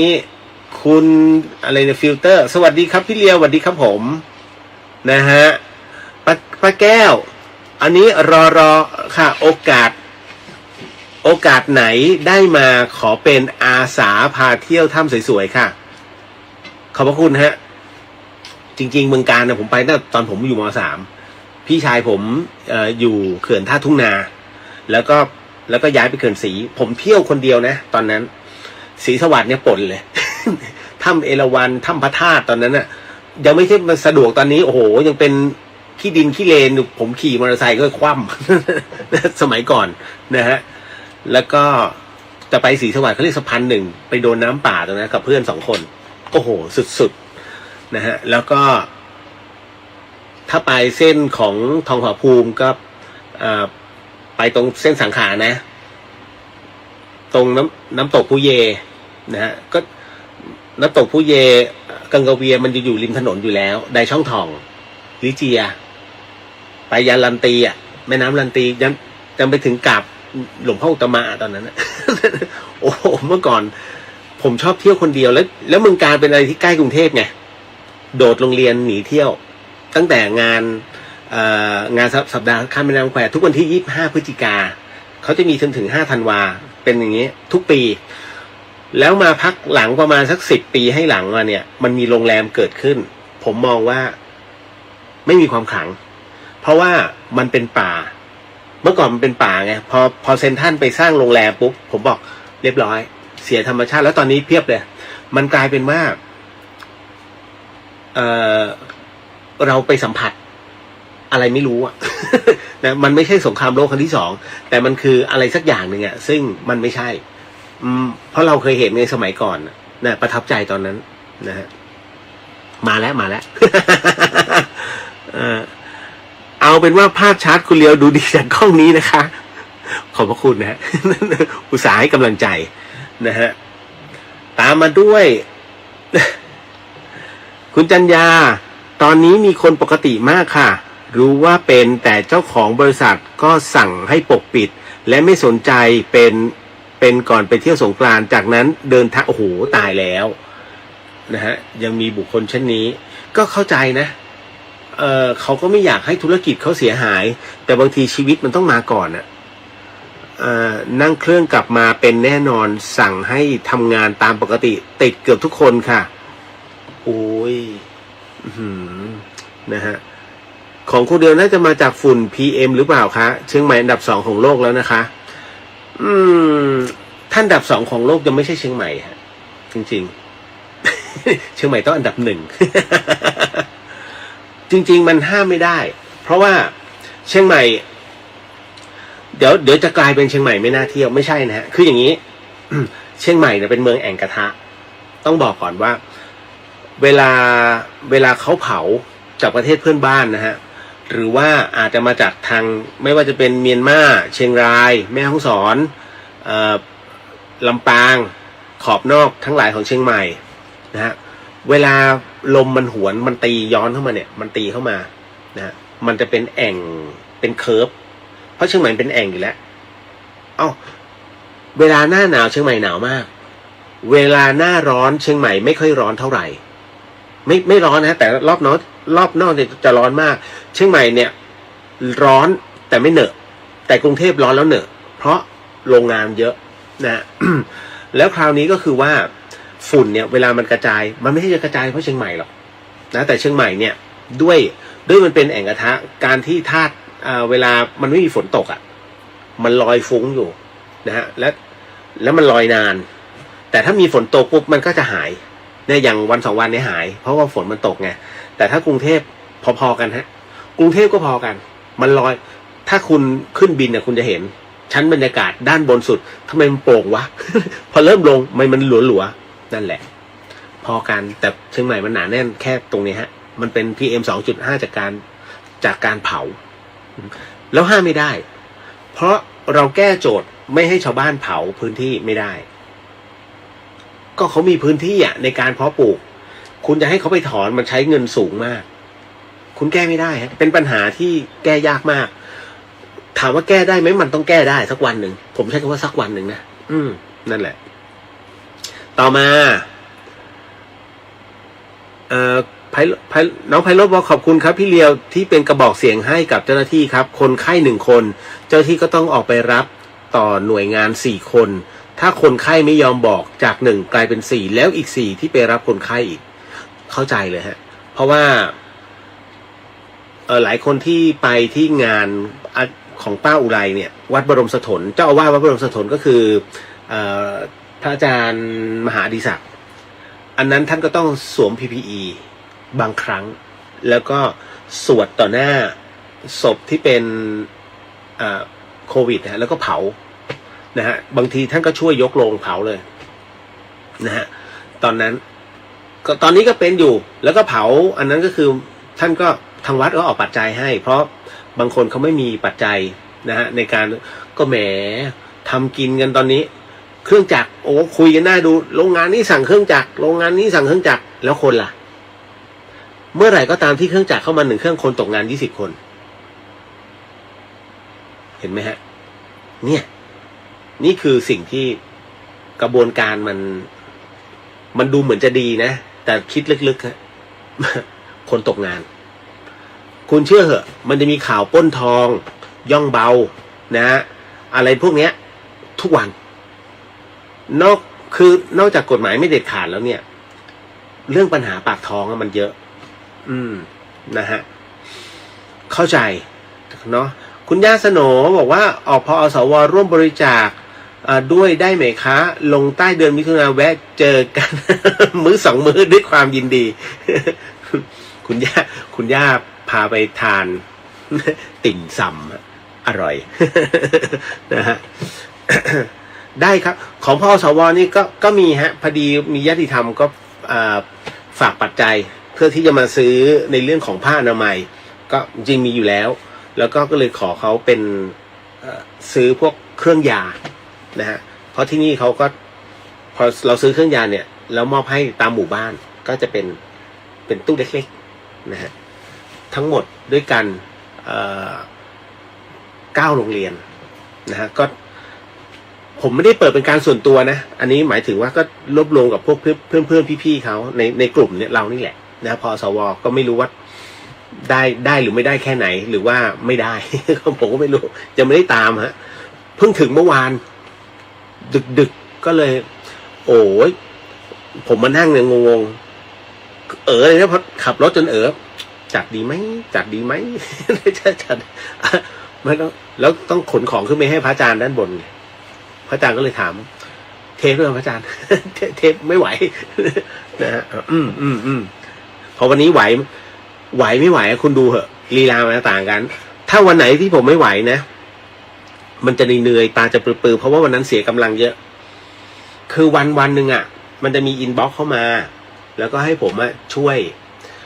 ยหลายๆอย่างนะในเรื่องของคือมันก็มีแบบประเภททางบ้านโดนบางอย่างนะฮะหรือว่าบางท่านก็ป่วยนะฮะหรือบางท่านก็ปรึกษานี่นู่นนั่นซึ่งไม่อยากให้ออกอากาศเราก็ต้องพูดคุยนะมันก็สูญเสียพลังไปเยอะฮะเพราะปกติผมต้องนอนอย่างน้อย1 ชั่วโมงก็คือช่วง 1:00 จนถึง 2:00นั่นฮะคือมันต้องนอนช่วงเนี้ย ไม่งั้นจะไม่มีกำลังนะฮะแต่พอนอนเสร็จปุ๊บตื่นขึ้นมาเสร็จปุ๊บเนี่ยแล้วมาเจอข้อความบอกช่วยหน่อยเพราะว่าณตรงเนี้ยตอนนี้กำลังแย่คือไม่ได้ช่วยเรื่องเงินนะฮะหมายถึงว่าช่วยในเรื่องของบางอย่างแล้วกันในเรื่องของพละกำลังที่เราพอจะมีเนี่ยก็ช่วยเขาก็ทำให้เขาทำได้พอมันเสียกำลังเยอะแล้วมัน มันป๊อกอ่ะคุณจะดูภาพผมออกเลยมันเริ่มไม่ไหวแล้ว นะก็ประมาณนะฮะรายการมันมาดึกไง 5 ทุ่มตี 1มาก่อนหน้านั้นก็ผีก็ไม่ออก ช่วงเวลาเนี้ยเหมาะสมแล้วนะครับเดี๋ยวขออนุญาตมาเข้าสู่สมทานศีลกันก่อนเนาะนะฮะแล้วเดี๋ยวไปพูดคุยกันเพราะว่าเดี๋ยวผมเข้าเรื่องของวันนี้ก่อนนะฮะแล้วก็ขอขอบคุณคุณตุ้ยนะไม่รู้น่าจะฟังย้อนหลังนะตุ้ยพุทธชาตินะครับพอดีว่าผมก็แท็กมันขึ้นมาวันนี้ครับว่าวันนี้ของปีที่แล้วอ่ะคุณตุ้ยเขาโมทนาถังน้ำนะฮะ1,500 ลิตรหรือ 2,000 ลิตรเนี่ยด้านบนวัดฝายหินนะฮะแล้วผมก็ส่งให้ก็ไปแอดเป็นเฟรนด์กันนะที่งานของพระอุไรนะฮะที่วัดนั่นแหละก็เจอกันก็นั่นแหละฮะก็แอดเป็นเฟรนด์แล้วก็พูดคุยกันมาตลอดนะฮะวันนี้ก็ส่งไปคุณตุ้ยก็ได้พิจารณาแล้วว่า ไอ้เรื่องนี้มันปีหนึ่งแล้วนะเธอก็เพิ่งรู้ว่าอ๋ออันเนี้ยฉันทำถูกแล้ว นะมีฮะเดี๋ยวลองอ่านได้ขออนุญาตนะครับ เข้าสู่ในเรื่องของสมทานศีลท่านใดที่สมทานแล้วก็กำหนดตามแล้วกันท่านใดที่ยังไม่ได้สมทานก็สมทานพร้อมกันนะท่านใดที่ขยับแข้งขยับขาหรือว่าไม่สามารถพูดได้ก็น้อมจิตน้อมใจโมทนาตามผมก็จะเว้นวรรคเนาะสาธุสาธุสาธุนะฮะว่านะโมพร้อมกันก่อนเนาะนะโมตัสสะภะคะวะโตอะระหะโตสัมมาสัมพุทธัสสะนะโมตัสสะภะคะวะโตอะระหะโตสัมมาสัมพุทธัสสะนะโมตัสสะภะคะวะโตอะระหะโตสัมมาสัมพุทธัสสะพุทโธธัมโมสังโฆศีลข้อ 1ไม่ฆ่าสัตว์ศีลข้อ 2ไม่ลักทรัพย์ศีลข้อ 3ไม่ประพฤติผิดในกามศีลข้อ 4ไม่พูดเท็จศีลข้อ 5ไม่ดื่มสุราและของมึนเมาบัดนี้ข้าพเจ้าตั้งใจรักษาศีลแล้วบัดนี้ข้าพเจ้าคือผู้มีศีลข้าพเจ้าผู้มีศีลละอายต่อการทำความชั่วกลัวต่อผลของบาปกรรมข้าพเจ้าผู้มีศีลมีหิริโอตปะมีกายเป็นมนุษย์มีใจเป็นเทวดาเป็นมนุษย์เทโวเข้าถึงความเป็นสหายกับเหล่าเทวดาทั้งหลายณบัดนี้ข้าพเจ้าทั้งหลายขออดโทษลดกรรมที่ข้าพเจ้าประมาทพลาดพลั้งในช่วงวันนี้ลงในฉับพลันและขอให้กรรมดีที่ข้าพเจ้าหรือเหล่ากัลยาณมิตรได้ทำไว้นั้นขอจงมาแทรกส่งผลบุญนี้ให้ข้าพเจ้าได้มีความสุขและประสบผลสำเร็จตลอดไปเถิดสาธุสาธุสาธุนะฮะเรียบร้อยสบายใจ ไม่สมทานศีลแล้วสบายใจนะฮะเป็นไหมนะฮะก็เข้ามาในส่วนของ2เรื่องก่อนเรื่องแรกวันนี้นะฮะเอา2เรื่องแรกสิวันนี้ก็คือเรื่องของแท้งน้ำนะเรื่องที่2ก็เป็นเรื่องขาหักเรื่องที่3เป็นเรื่องของรอยพุทธบาทที่ใหญ่นะฮะทำไมจึงเป็นเช่นนั้นคุณจินตนาคุณเรียวควรได้มาเห็นสภาพผู้ฟังบ้างนะ สโลสเลหลังฟังรายการคุณเลียวแล้วก็หมดสภาพตอนกลางวันอย่างไรบ้าง ตายแล้ว โอ้ยเอาทั้งผู้จัดและผู้ฟังสโลสเลพอๆกัน เรื่องแรกครับก็คือว่าพอดีว่าวันนี้มันไอตัว Facebook มันโพสต์ขึ้นมานะฮะว่าในเรื่องของแท้งน้ำที่คุณตุ้ยนำมามอบให้กับวัดไฟหินก็ถือว่าเธอเป็นผู้ที่ได้มีความคิดที่รอบคอบใช้ปัญญาในการกระบวนการคิดแท้ๆในเรื่องของการถวายน้ำอันเป็นปัจจัยสำคัญนะฮะให้กับพระภิกษุหรือว่าตามวัดวาต่างๆเพราะว่าด้วยปัจจุบันเนี่ยความเข้าใจผิดจากในอดีตมันเกิดขึ้นอยู่เรื่อยๆก็คือการเอาน้ำเนี่ยไปใส่บาตรนะฮะซึ่งบาตรพระเนี่ยใส่ข้าว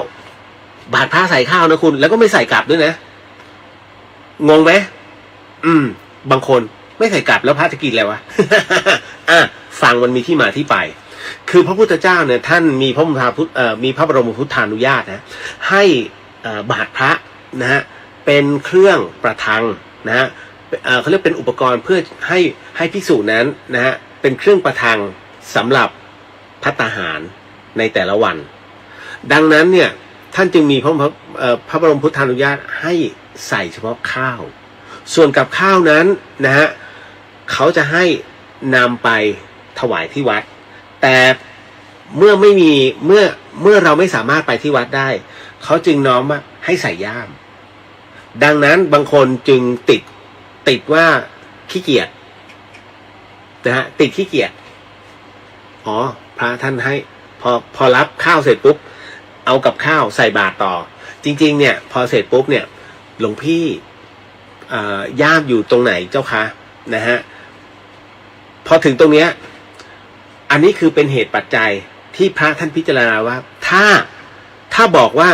อ๋อย่ามอยู่ในจีวรถ้าเป็นผู้ชายไม่เป็นไรไงอ๋อเดี๋ยวผมจัดการให้ครับท่านใส่จึ๊บในจีวรเลิกจีวรนะไม่เป็นไรแต่อันนี้เป็นสตรีฮะพอเป็นสตรีปุ๊บไม่งามความไม่งามเกิดขึ้นในเรื่องการแหวกจีวรเพื่อจะไปใส่ย่ามถูกไหมฮะดังนั้นท่านก็เลยอนุโลมว่าเอากับข้าวเนี่ยใส่ลงไปที่บาตรได้แล้วหลังจากนั้นท่านก็จะย้ายสังเกตไหมพระท่านก็ย้ายใส่ย่ามกับข้าวเนี่ยใส่ย่ามที่เป็นถุงพลาสติกนะฮะสิ่งหนึ่งที่อยากให้หลายๆท่านช่วยบอกแม่ค้านะฮะว่าอย่ามัดโป่งนะฮะถ้าเห็นใจพระคืออย่ามัดโป่งมัดโป่งคืออะไรคือถุงพลาสติกอ่ะผมก็ไม่รู้ว่าใครสอนมาว่าจะต้องอัดอากาศให้มันโป่งๆนะฮะสังเกตไหมโป่งเลยแล้วใส่พอใส่เนี่ย2 อันเต็มบาทที่เหลือคืออากาศกับข้าวมีนิดนึงนั่นน่ะเหมือนเป็นลูกโป่งนะเพราะฉะนั้นคุณบอกไหมคะมัดธรรมดาไม่ต้องมัดโป่งนะฮะเพราะฉะนั้นข้าวก็จะอยู่ในระดับหนึ่งหลังจากนั้นสมมุติว่าบางคนรับกับข้าวมาแล้วแม่ค้าเขา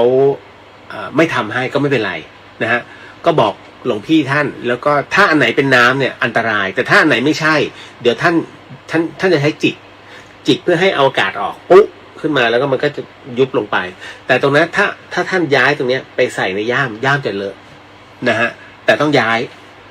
มันเป็นระเบียบมันเป็นวินัยที่ต้องย้ายนะฮะบาตรจะต้องใส่ข้าวเท่านั้นนะฮะแล้วก็จากนั้นจะเป็นเรื่องของน้ำก่อนไปเรื่องน้ำเรื่องของผลไม้ที่จะใส่บาตรให้ท่านจำไว้อย่างนะครับว่าผลไม้อะไรก็ตามที่มีเม็ดข้างในอย่างเช่นแอปเปิ้ลลูกพลับนะฮะถ้าท่านไม่ทำตำหนิพระฉันไม่ได้รับได้แต่ไม่ฉันห้ามยกเว้นว่าท่านไปถึงวัดแล้วให้โยมอุปถากเนี่ยช่วยทำตำหนิแต่จริงๆแล้วท่านจะไม่รั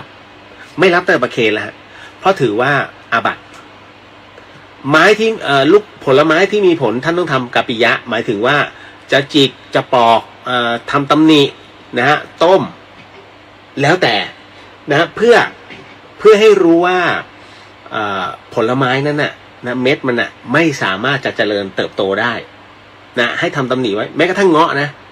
นิดนึงมะม่วงก็ไม่ได้มะม่วงคุณต้องบากนิดนึงตึ๊กคือทำตำหนิแล้วบอกอ๋อทำตำหนิแล้วนะเจ้าค่ะอ๋อบีแล้วเจ้าค่ะอ๋ออันนี้ทำปอกมันเรียบร้อยแล้วอย่างเงี้ยได้ถ้ารับให้นะฮะแต่ว่าปกติแล้วถ้ารับแล้วอาบัติอะไรก็ตามที่มีเม็ดนะครับต้องเปิดมันนิดนึงนะฮะอันนี้บอกเอาไว้เป็นความรู้เล็กๆนะฮะหลังจากนั้น เสร็จปุ๊บเรื่องน้ำฮะสำคัญมากนะฮะแหมมันก็อยู่ไกลเนาะ นะฮะสมมุติว่าน้ำ1 ขวดนะฮะที่คุณเอาไปใส่บาตรเนี่ยบาตรมีเล็กๆใส่นะฮะวันนี้คุณตุ๋ยก็ลองอ่านโพสต์ของเธอดูนะฮะบอกเข้าใจแล้วน้ำแต่ละขวดเมื่อเอามารวมกันเนี่ยมันหนักมากแล้วเนนวัดฝายหินเดินจากตลาดต้นพยอมถึงวัดฝายหินเกือบ2 โลเนนนะฮะเดินถือกันตัวเล็กๆอ่ะโอ้โหเดินแบบเอียงเงี้ย บาทก็ต้องห้อยคอมือก็ต้องมือเด็กฮะแล้วคุณคิดว่าสมควรไหมตกลงบุญหรือบาปคิดเอาเพราะฉะนั้นนะตรงเนี้ยถึงได้เกิดจากการถ่ายทอดที่ผิดพลาดนะฮะจากผู้ที่คล้ายผมคือตายแล้วฟื้น นะฮะแต่ผมไปไม่ถึงท่านนะฮะที่ต้องบอกว่าเฮ้ยต้องทำบุญด้วยน้ำต้องทำไปด้วยแต่จริงน้ำมาทำแต่ต้องเอาไปทำที่วัดไม่ใช่มาทำตอนในขณะที่ท่านเดินนะก็พอทำสืบกันมาอย่างเงี้ยฮะมันก็เลยเป็นอะไรที่ไม่สมควรทุกวันนี้เวลาผมใส่บาตรผมก็เลยบอกว่าผมไม่เอาน้ำนะฮะแม่ค้าก็จะลดราคาลงไม่ต้องเอาน้ำเพราะน้ำนะท่านมีของท่านอยู่แล้วแล้วถ้าคุณมีโอกาสไปวัดซื้อเป็นแพ็คเลยถวายได้เหมือนกันอันนี้สงเหมือนกันนะฮะเพียงแต่อย่าไปให้ท่านลำบากตอนที่ต้องเดินแค่ข้าวกับข้าวก็พอฮะเอาต่อมาฮะอันนี้ก็คือเรื่องของการทำบุญผมจึงพูดถึงว่าถ้าจะทำบุญด้วยน้ำให้ทำต่างหากนะฮะนำไปถวายที่วัดนั่นแหละเป็นกองกลางซะจบนะฮะเรื่องต่อมาเป็นเรื่องที่พระอาจารย์ภัสกรผมคือมันโพสต์คือมันเด้งขึ้นมาผมก็เลยโอ้โหคิดถึงหลวงพี่ก็เลยเขียนลงไปเล่าเรื่องของผมคือวันที่วันนี้เมื่อ9 ปีที่แล้วนะวันนี้ก็คือเท่าไหร่20เมื่อวันที่20เมื่อ9 ปีที่แล้วนั้นผมมาจากกรุงเทพนะฮะมาเช้าที่เชียงใหม่ซึ่งผมเป็นคนที่ไม่ค่อยชอบนั่งรถทัวร์ตอนกลางคืนมันไม่เห็นวิวผมจะชอบนั่งตอนเช้ามาถึงเชียงใหม่ตอนเย็นมันเห็นวิวมันเห็นผู้คนนะฮะ แล้วคราวนี้พอวันนั้นมาออกกรุงเทพ20 ทุ่มมาถึงที่นี่ก็6 โมงแล้วตอนลงนะฮะมันก้าวพลาดเหยียบตรงหัวบันไดแล้วมันลื่นตึกแล้วขามันพลิกลงนิดนึงกึกนะขาขวาเนี่ยพลิกลงนิดนึงแล้วจากนั้นก็พอคือขามันพลิกเป็นเรื่องปกติไงแล้วพอผมก้าวลงบันไดมันรู้สึกแปลกๆนะฮะคนเราอ่ะ ขาอวัยวะอยู่กับเรามาทั้งชีวิตมันมีอะไรผิดปกติเราจะรู้นะฮะเสร็จปุ๊บผมก็ไปรับมันจะมีเป้เนี่ยหอบลงมาแล้วก็คือเป็นเป้คอมพิวเตอร์แล้วก็กระเป๋า2 ใบใต้ท้องรถก็รอรับพอเสร็จปุ๊บเฮ้ยมันแปลกๆเว้ยเดินไป2 ก้าวครับผมก็ลงวางแล้วก็จับข้อเท้าเฮ้ยแปลกๆเส้นพลิกปะวะด้วยเราเป็นนักกีฬาเก่านะฮะมันจะรู้ไงว่าเฮ้ยถ้าจะไม่ใช่แล้วแต่ขออย่าให้เป็นอย่างที่คิดไม่เส้นพลิกก็กระดูกหักผมคิดเลยแต่ว่ามันยังเดินได้แสดงว่าไม่ใช่ชิ้นสำคัญก็เลยเดินขึ้นมากัดฟันเดินจากด้านท้ายของขนส่งเชียงใหม่เรียกอาเขตเดินไปด้านหน้านะฮะเพื่อที่ไปขึ้นรถแดงมาธรรมสถานปรากฏว่าเจอรถแดงมหาโหดเรียก300ผมซื้อตั๋วจากกรุงเทพขึ้นเชียงใหม่600นิดนั่นคือครึ่งนึงนะคือนครสวรรค์นะ300ผมก็เลยนึกในใจโอ้ตายแล้วเชียงใหม่ถ้าเป็นอย่างเงี้ยอย่าได้ร้องขอว่า ทำไมไม่มีคนขึ้นรถแดงเพราะคุณไม่พูดคำเมืองนะฮะอันนั้นคือเมื่อ9 ปีที่แล้วแล้วหลังจากนั้นเสร็จปุ๊บคันที่2มาคันที่2เรียก150ก็ไม่ขึ้นเพราะเรารู้ราคาพอเสร็จปุ๊บพอดีมีน้องมหาลัยเชียงใหม่เนี่ยมา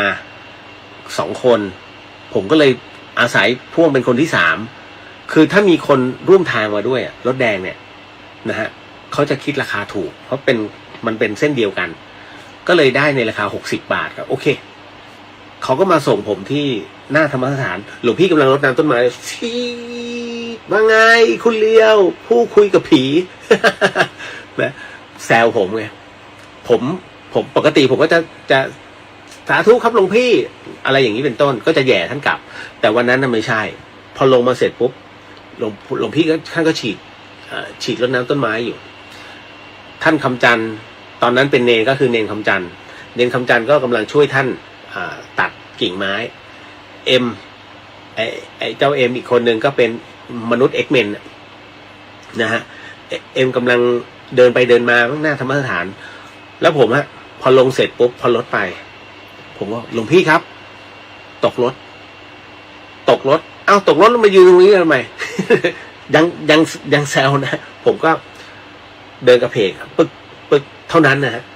หลวงพี่รู้เลยว่าปกติผมจะไม่แสดงอาการแบบนี้แสดงว่าที่เป็นแบบนี้ด้วยสัญชาตญาณท่านเป็นพี่ชายท่านก็รู้แล้วประสบการณ์ท่านเยอะท่านทิ้งสายยางแล้วก็ปิดน้ำแล้วท่านก็เดินมาหาผมแล้วก็คำจานมาช่วยกันหลวงพี่ประคองขวาประคองปีกเลยเนนคำจานประคองซ้ายนี่เลยแล้วก็ผมก็ค่อยๆเดินมาเอาของเอากระเป๋าเสร็จปุ๊บผมก็นั่งจับข้อเท้าตัวเองหลวงพี่สงสัยหักเพราะว่าปกติไม่แล้วผมก็เลยถอดรองเท้าถอดถุงเท้าดูมันบวมมาชัดเจนเลยผมรู้เลยหักแน่ๆ ก็เลยเอามอไซค์ออกผมก็ซ้อนมอไซค์ไปโรงพยาบาลเชียงใหม่รามนะฮะก็เอ็กซเรย์ชัดเจน 100% นะฮะถึงตรงนั้นรู้ทันทีฮะหลวงพี่ภาสกรโอ้โหสกิลท่านสุดๆนะท่านทำแค่ท่านเห็นอาการนะหลวงพี่ไม่ใช่เอ็กเมนนะแต่ท่านใช้ประสบการณ์ชีวิตนะเสร็จปุ๊บท่านทิ้งทุกอย่างเลยโอ้ประทับใจมากพอภาพมันเด้งขึ้นมาปุ๊บผมอึ๊กเลย คิดถึงเลยก็เลยเขียนบรรยายลงไปว่าเนี่ยเป็นเพราะว่ามันเป็นอย่างนี้มันเกิดเหตุอย่างนี้บางคนก็บอกพี่เลี้ยวมันมีประกันโอ้โหถึงตรงนั้นแล้วผมไม่รู้จริงว่ามันมีประกันผมเองก็ได้ 60,000 แล้ว ไม่รู้ก็ใช้เงินตัวเองออกนะ ก็เลยเป็นอะไรที่เป็นหนึ่งประสบการณ์ที่ท่านช่วยหลวงพี่ช่วยผมหลายรอบนะขาหักก็ช่วยตอนตายแล้วฟื้นท่านก็มาช่วยนะฮะแล้วก็แต่ผมก็ช่วยท่านหลายรอบ ผมช่วยท่านตอนที่เนินชะเลนะฮะแล้วก็ที่ยุพุทธที่ว่องวานิชที่ภูใจใสก็โอ้เยอะ คิดไปคิดมาเราช่วยหลวงพี่เยอะกว่า สาธุ แย่นะฮะแย่พระพี่ ครับต่อมาแล้วผลไม้อะไรที่นำไปถวายได้บ้างครับได้ทุกอย่างน้องกุ๊กกิ๊บเพียงแต่ว่าทำตำหนินิดนึงแค่นั้นแหละนะฮะต่อมาอันนี้เหงาจนชินบอกว่าสวัสดีครับพี่เลี้ยวรอร่วมบุญอยู่นะคะอุ้ยผมไม่ได้บอกบุญไม่เอา นะฮะคุณจินชาโมทนาสาธุสุดหัวใจกับคุณตุ้ยนะคะเคยเจอรถแดงเรียก800 บาทจากธรรมศาสตร์ไปสนามบินตอนออกจากคอร์สกวดวิชาคุณพระช่วยเห็นไหมเนี่ยจะไม่ได้คือผมจะบอกพี่รถแดงฮะพี่รถแดงให้พี่รถแดงทำราคากลางเอาไว้นะฮะว่าถ้าตนอยู่จุดไหนนะฮะแล้วต้องรับผู้โดยสารไปจุดไหนเรียกราคาได้แค่ไหนเพราะถ้าท่านเรียกราคาตามอำเภอใจผมบอกเลยว่าไม่น่าจะถึง10 ปีท่านจะสาบสูญเพราะเขาจะไม่ใช้ท่านมันจะมีรถเป็นเอกชนนี่แหละแล้วท่านจะไม่รู้เลยว่านี่คือรถเอกชนซึ่งเขารับเขาส่งเขาได้นั่นนะฮะ จริงๆแล้วท่านจะสูญพันธุ์เพราะฉะนั้นถ้าท่านมีหลักการและแบบแผนนะฮะที่ดี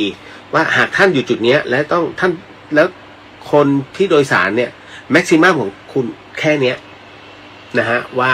าแค่ไหนถ้าสมมติมองแล้วโอ้ไปส่งไกลไปไม่ได้คือบอกไปไม่ได้แค่นั้นฮะไม่ต้องไปเรียกราคาสูงถ้าท่านเรียกราคาสูงท่านจะไม่มีลูกค้าเลยเพราะว่าไม่ใช่แค่เราในชาวเชียงใหม่นะพอมันกระจายไปทั่วประเทศเนี่ยโอ้รถแดงเชียงใหม่เรียกอย่างนี้ตายเลยผมถึงได้บอกท่านจะสาบสูญเพราะฉะนั้นบอกหัวหน้าท่านทำชาร์ตขึ้นมาถ้าไม่รู้ว่าทำชาร์ตยังไงท่านลองเปิดชาร์ตของขสมกกรุงเทพในเน็ตก็มีนะฮะว่าเขาทำราคาตามสายเนี่ยเขาทำยังไงเริ่มจากตรงไหนแล้วไปสิ้นสุดตรงไหนเนี่ยคิดราคาเท่าไหร่มันจะง่ายและถ้าเข้าซอยอันนั้นอีกเรื่องหนึ่งแต่ถ้าอยู่ในเส้นทางที่เรียกเก็บเงินต้องเป็นแบบนี้นะฮะถ้าเข้าซอยเพิ่ม5 บาทอะไรก็ว่าไปนั่นนะฮะทำดีสวัสดีพี่เลียสวัสดีครับนะฮะโอ้โหอันนี้ คุณเหลงเจอโหดมากนะฮะ800 บาทต่อมาเรื่องที่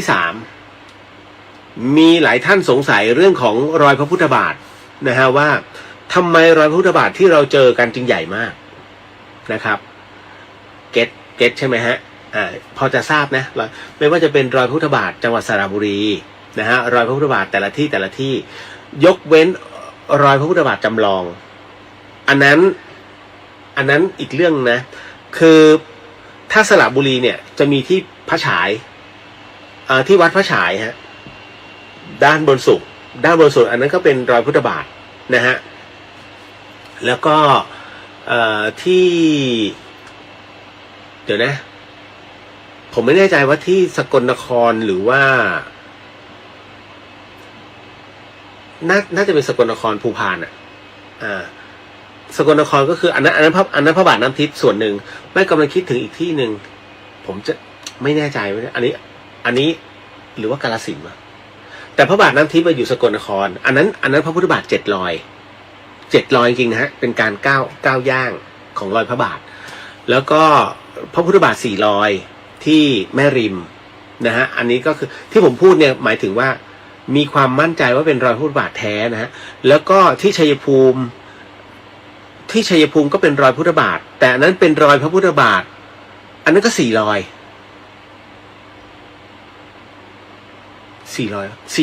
เหมือนกันนะฮะเป็นพระพุทธบาท4 รอยซึ่งเป็นรอยพระพุทธบาทด้านขวา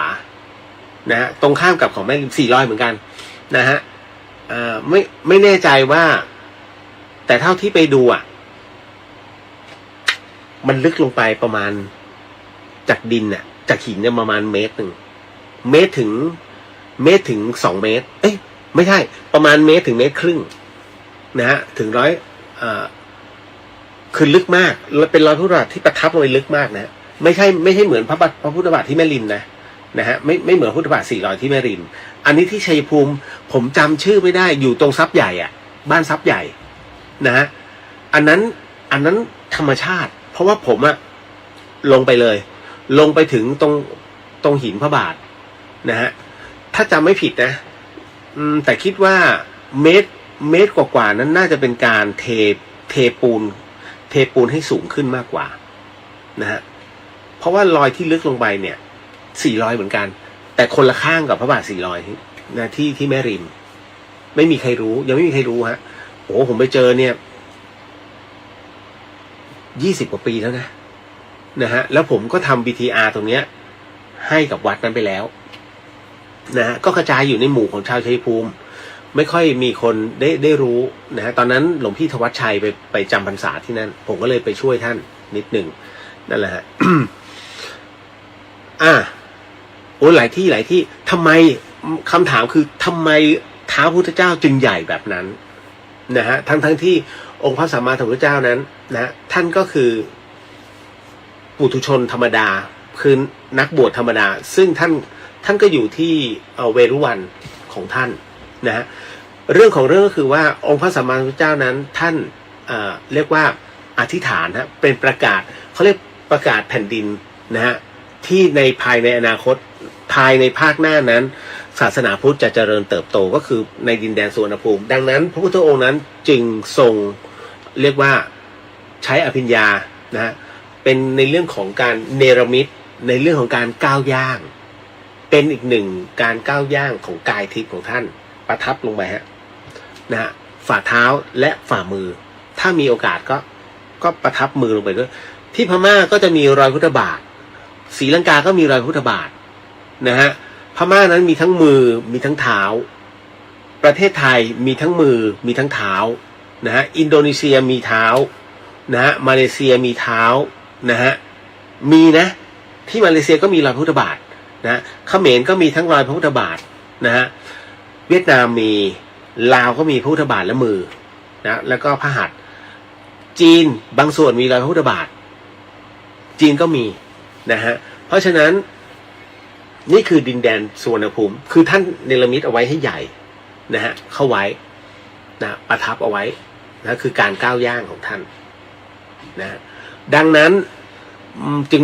ไม่ใช่เรื่องแปลกนะครับที่จะเป็นการประกาศแผ่นดินของท่านบางคนก็บอกเป็นไปได้เหรอทำไมท่านจะเนรมิตแล้วก็เหยียบแล้วท่านคิดว่าใครเหรอนะฮะเมื่อเหยียบไปแล้วมีรอยธรรมจักรนะฮะอยู่ตรงกลางด้วยคือบางที่มันไม่ชัดมันเป็นการสลักหรือเปล่าก็อาจจะจริงหรืออาจจะไม่จริงนะฮะถ้าเป็นการสลักท่านต้องไปดูพระพุทธบาท400ที่แม่ริมนะฮะพระพุทธบาท400ที่บ้านทรัพย์ใหญ่พระพุทธบาทน้ำทิพย์นะที่บ้านที่วัดพระบาทน้ำทิพย์เนี่ยที่ภูพานคุณจะเห็นเลยว่าไม่ใช่การสลักแต่เป็นการประทับลงไปและเป็นแอ่งเพราะว่าตรงอุ้งพระบาทท่านน่ะนะส้นพระบาทท่านน่ะมันถูกกดลึกลงไปแล้วเนียนมากฮะโอ้โหถ้าสมัยก่อนทำได้เนียนขนาดนี้สุดยอดนะฮะดังนั้นเนี่ยจึงเป็นชั้นมีโอกาสไปแวะนะครับต่อมาอันนี้คือเล่าสู่กันฟังนี่คือที่มาที่ไปของรอยพระพุทธบาทถ้าคุณมีโอกาสนะฮะแต่ถ้ายังติดข้องหรือว่าสงสัยในส่วนตรงนี้ลองถามครูบาอาจารย์ของท่านก็ได้นะฮะอันนี้ผมบอกว่ามันมีทั้งประเทศนะท่านก้าวย่างไปแต่ว่าบางที่เขาก็ทำจำลองเอาไว้คือจำลองไว้ก็ไม่มีปัญหานะฮะเราก็สักการะบูชาได้เพราะว่ามันคือเครื่องหมายแทนพระพุทธองค์ท่านแต่ถ้าในขณะเดียวกันมีโอกาสขึ้นมาที่จังหวัดเชียงใหม่ผมก็แนะนำว่าไปที่แม่ริมก็รอยใหญ่ๆคือเขาจะมีบอกแหละของพระพุทธเจ้ากับกุสันโธนะฮะในกลับนี้ทั้งหมดเลยสี่พุทธองค์นะฮะพระกุสันโธพระโกนาคมโนก็จะเล็กลงหน่อยพระมหากัสสโปพระกัสสโปพระพุทธเจ้าก็ประทับอีกนิดนึงส่วนพระพุทธเจ้าพระโคดมของเราก็เล็กลงหน่อยว่ากันว่าพระศรีอริยเมตไตรนะฮะหลังจากที่ท่านนั้นมาประสูติขึ้นมาแล้วยังพระศรีอริยเมตไตรยังเป็นแค่หนึ่งคำทำนายเป็นเพียงหนึ่งคำทำนายซึ่งยังไม่เกิดขึ้นนะฮะแต่ถ้าสมมติเมื่อไหร่ก็ตามนะฮะเมื่อเกิดขึ้นมาแล้วคราวนี้ท่านยังเป็นพระโพธิสัตว์อยู่เหมือนกับลิตเติ้ลบุตดาของเราลิตเติ้ลบุตดาของเราจำได้ไหมฮะชูมานิ้วเดียวสาธุอันนี้ใกล้หน่อยหยิบได้เนี่ยฮะลิตเติ้ลบุตดาของเราเนี่ยเมื่อเกิดขึ้นมาปุ๊บเนี่ยฮะเราคือหนึ่งเดียวของโลกประกาศเลยฮะ9 มาได้ 79นะฮะดังนั้นนี่คือพระโพธิสัตว์ท่านยังต้องทำบารมีต่อไปนะฮะเพราะอะไรท่านยังติดสุขอยู่ตอนนั้นจำได้ไหมล่ะนะก็มีทั้งเมียมีทั้งลูกแต่สุดท้ายแล้วเมื่อรู้ความจริงแล้วมันไม่ใช่แล้วล่ะที่เราถูกกักแบบนั้นในปราสาท3 ฤดูท่านจึงออกจากกรุงกบิลพัสสละทุกอย่างนะฮะดังนั้นเพื่อหาคำตอบของชีวิตบางคนพอได้อ่านพุทธประวัติแล้วทำไมพุทธเจ้าจึงไม่เห็นแก่ลูกแก่เมียท่านถึงได้บอกฮะว่าท้ายที่สุดแล้วต้องมาดูตอนท้ายของดีดูตอนท้ายฮะคือ เมื่อท่านหาคำตอบพุทธองค์นะพอท่านหาคำตอบของชีวิตได้ว่าชีวิตที่เราเป็นสุขอยู่ในวังนั้นคือมันสุขเกินไปมันสุขจนไม่เห็นทุกข์มันมีได้เหรอนะฮะครั้งหนึ่งมีทหารบาดเจ็บขึ้นมาเอ้าทำไมบาดเจ็บนะฮะครั้งหนึ่งท่านทรงมีไข้เล็กน้อยเอ้าเรามีไข้แล้วถ้าเรามีไข้เล็กๆแล้วคนอื่นมันจะไม่มีอะไรที่มันใหญ่เหรอเพราะพระเจ้าสุโธทนะนะฮะจะบอกว่าทรงพระเหี้ยมก็อะไรอยู่คือท่านไม่อยากให้เจ้าชายสิทธัตถะนะฮะผู้เป็นราชบุตรนะฮะได้เห็นในสิ่งที่มันเป็นสิ่งที่รันทดใจดังนั้นพระเจ้าสุโธทนะจึงสั่งให้คนเจ็บคนป่วยและคนตายให้ออกไปนอกเมืองให้หมดนะฮะคนแก่ก็ให้ออกไปนอกเมืองให้หมดไม่ให้เห็นไหมฮะดังนั้นพระพุทธองค์จึงเห็นแต่สิ่งสวยงามแต่ปรากฏว่ายังไงก็ตามหลีกเลี่ยงธรรมชาติไม่ได้สิ่งที่ท่านอยากรู้เพราะว่าท่านสะสมมาหลายภพชาติแล้วจนถึงมันพีคสุดก็คือณตรงนั้นท่านจึงได้มีโอกาสหลุดออกไปนอกเมืองจึงได้เห็นสภาพไงความจริงของประชาชนของท่านหนึ่งในอริยสัจสี่นะฮะทุกโอ้โหมันทุกข์ขนาดนี้เหรอการเกิดแก่เจ็บตายเห็นไหมฮะแล้วพอเจอสมุทัยต้องหาที่มาแห่งทุกข์ใช่ไหมฮะส่วนนิโรธมรรคอย่าพึ่งท่านต้องมาทำทีหลังนั่นแหละนั่นคือสิ่งที่บอกนะเหมือนกันพระศรีอริยเมตไตรก็ต้องผ่านตรงนั้นมาก่อนที่จะมาถึงก่อนที่เป็นพระพุทธเจ้าพระองค์สุดท้ายในกลับนี้ฮะนะฮะแล้วพอถึงกลับนี้เสร็จปุ๊บมันก็จะเป็นช่วงว่างเว้นของการไม่มีพระพุทธเจ้านั้นเขาเรียกอันตรกัปนะฮะคืออันไม่นะอันตรกัปเป็นกัปที่ว่างเว้นพระพุทธเจ้าแต่จริงแล้วถามว่าว่างไหมไม่ว่างหรอกครับก็จะมีพระปัจเจกนะพระปัจเจกกับพุทธเจ้านั้นมาเพราะฉะนั้นจะสลับสับเปลี่ยนนี่คือที่มาที่ไปนะฮะเพราะฉะนั้นพระองค์จึงต้องทิ้งสัญลักษณ์เอาไว้ให้เราเนี่ยเป็นผู้ที่อยู่รุ่นหลังได้ทำการสักการะนะฮะนี่คือรอยพระพุทธบาทนะฮะมีโอกาสไป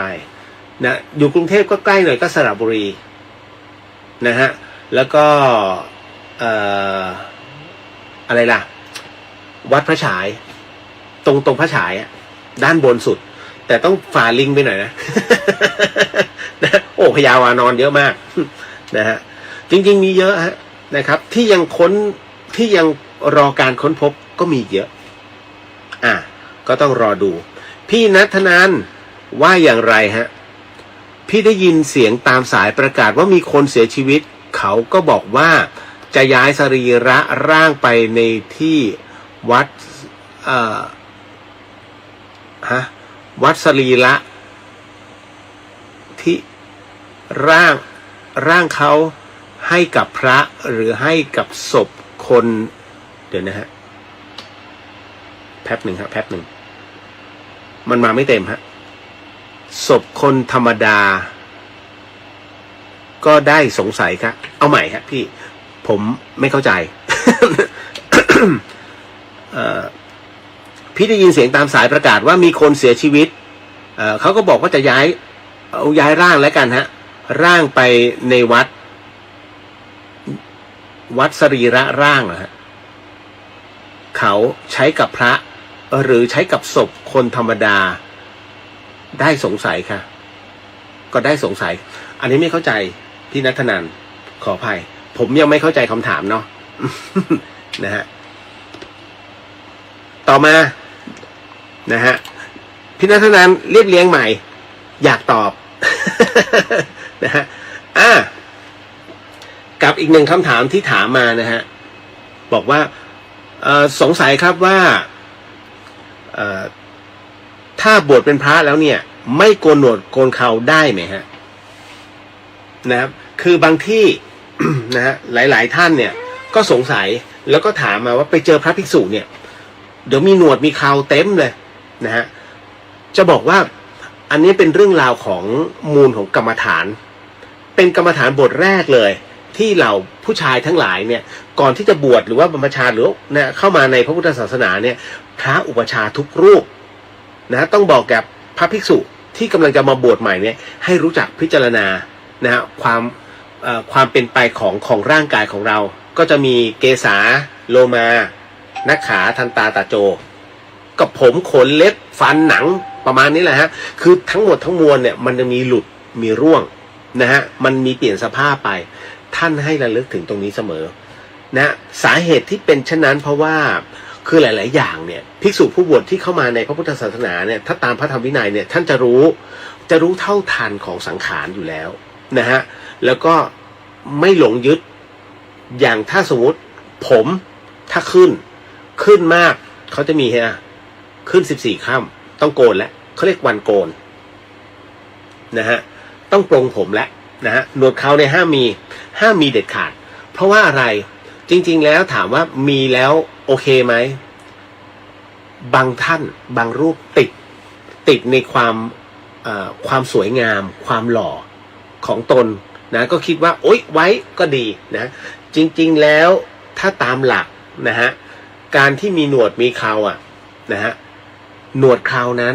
เป็นแหล่งสะสมนะมันเป็นแหล่งสะสมของเชื้อโรคเป็นแหล่งสะสมของการหมักหมมนะฮะคุณลองคือผู้ชายจะรู้ว่าสมมุตินะฮะล้างเฉพาะหน้าไม่ล้างหนวดเว้นไว้เลยเอาสัก3 วันมันจะมีกลิ่นแล้วเกิดขึ้นเพราะเหงื่อที่มันไปสะสมตามร่องแล้วก็รูขุมขนตรงเหงื่อและหนวดทั้งหลายทั้งหนวดทั้งเคราเนี่ยนะมันจะทำให้ก่อให้เกิดเป็นโรคต่างๆนะฮะอันดูไม่งามดังนั้นเนี่ยพระวินัยจึงบอกว่าให้ปรงให้หมด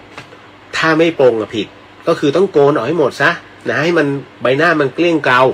นะให้เห็นความเป็นไปอย่างชัดเจนนะคือถ้าสมมติตรงเนี้ยเอามาไว้นะฮะแล้วก็ด่างพร้อยไปหมดทั้งตัวนะฮะมันก็จะทำให้เขาเรียกว่าเป็นค่าศึกในการปฏิบัติเพราะว่าคนที่บวชมาบวชเพื่อปฏิบัตินะฮะไม่ใช่บวชมาเพื่อการค้านะฮะถ้าบวชแล้วยังติดงามติดหล่ออย่าพึ่ง อย่าพึ่งหลวงพ่อโป่งจึงได้บอกนะฮะบอกถ้ายังติดเนี้ยศึกไปก่อน ใช้คำพูดไม่งามเดี๋ยววุ่น นะเพราะฉะนั้นเนี่ยนะครับก็ท่านก็จะรู้แล้วตั้งแต่ตอนบวชแหละนะฮะเกสาโลมานะขาทันตาตาโจนะครับก็เฉลยแล้วนะว่าควรจะโกนซะนะฮะมันเป็นเบสิกมากของในเรื่องของมูลแห่งกรรมฐานนะครับเก็ตนะคุณจริงๆพี่เขาสงสัยคำว่าสรีระใช้กับศพพระหรือศพคฤหัสถ์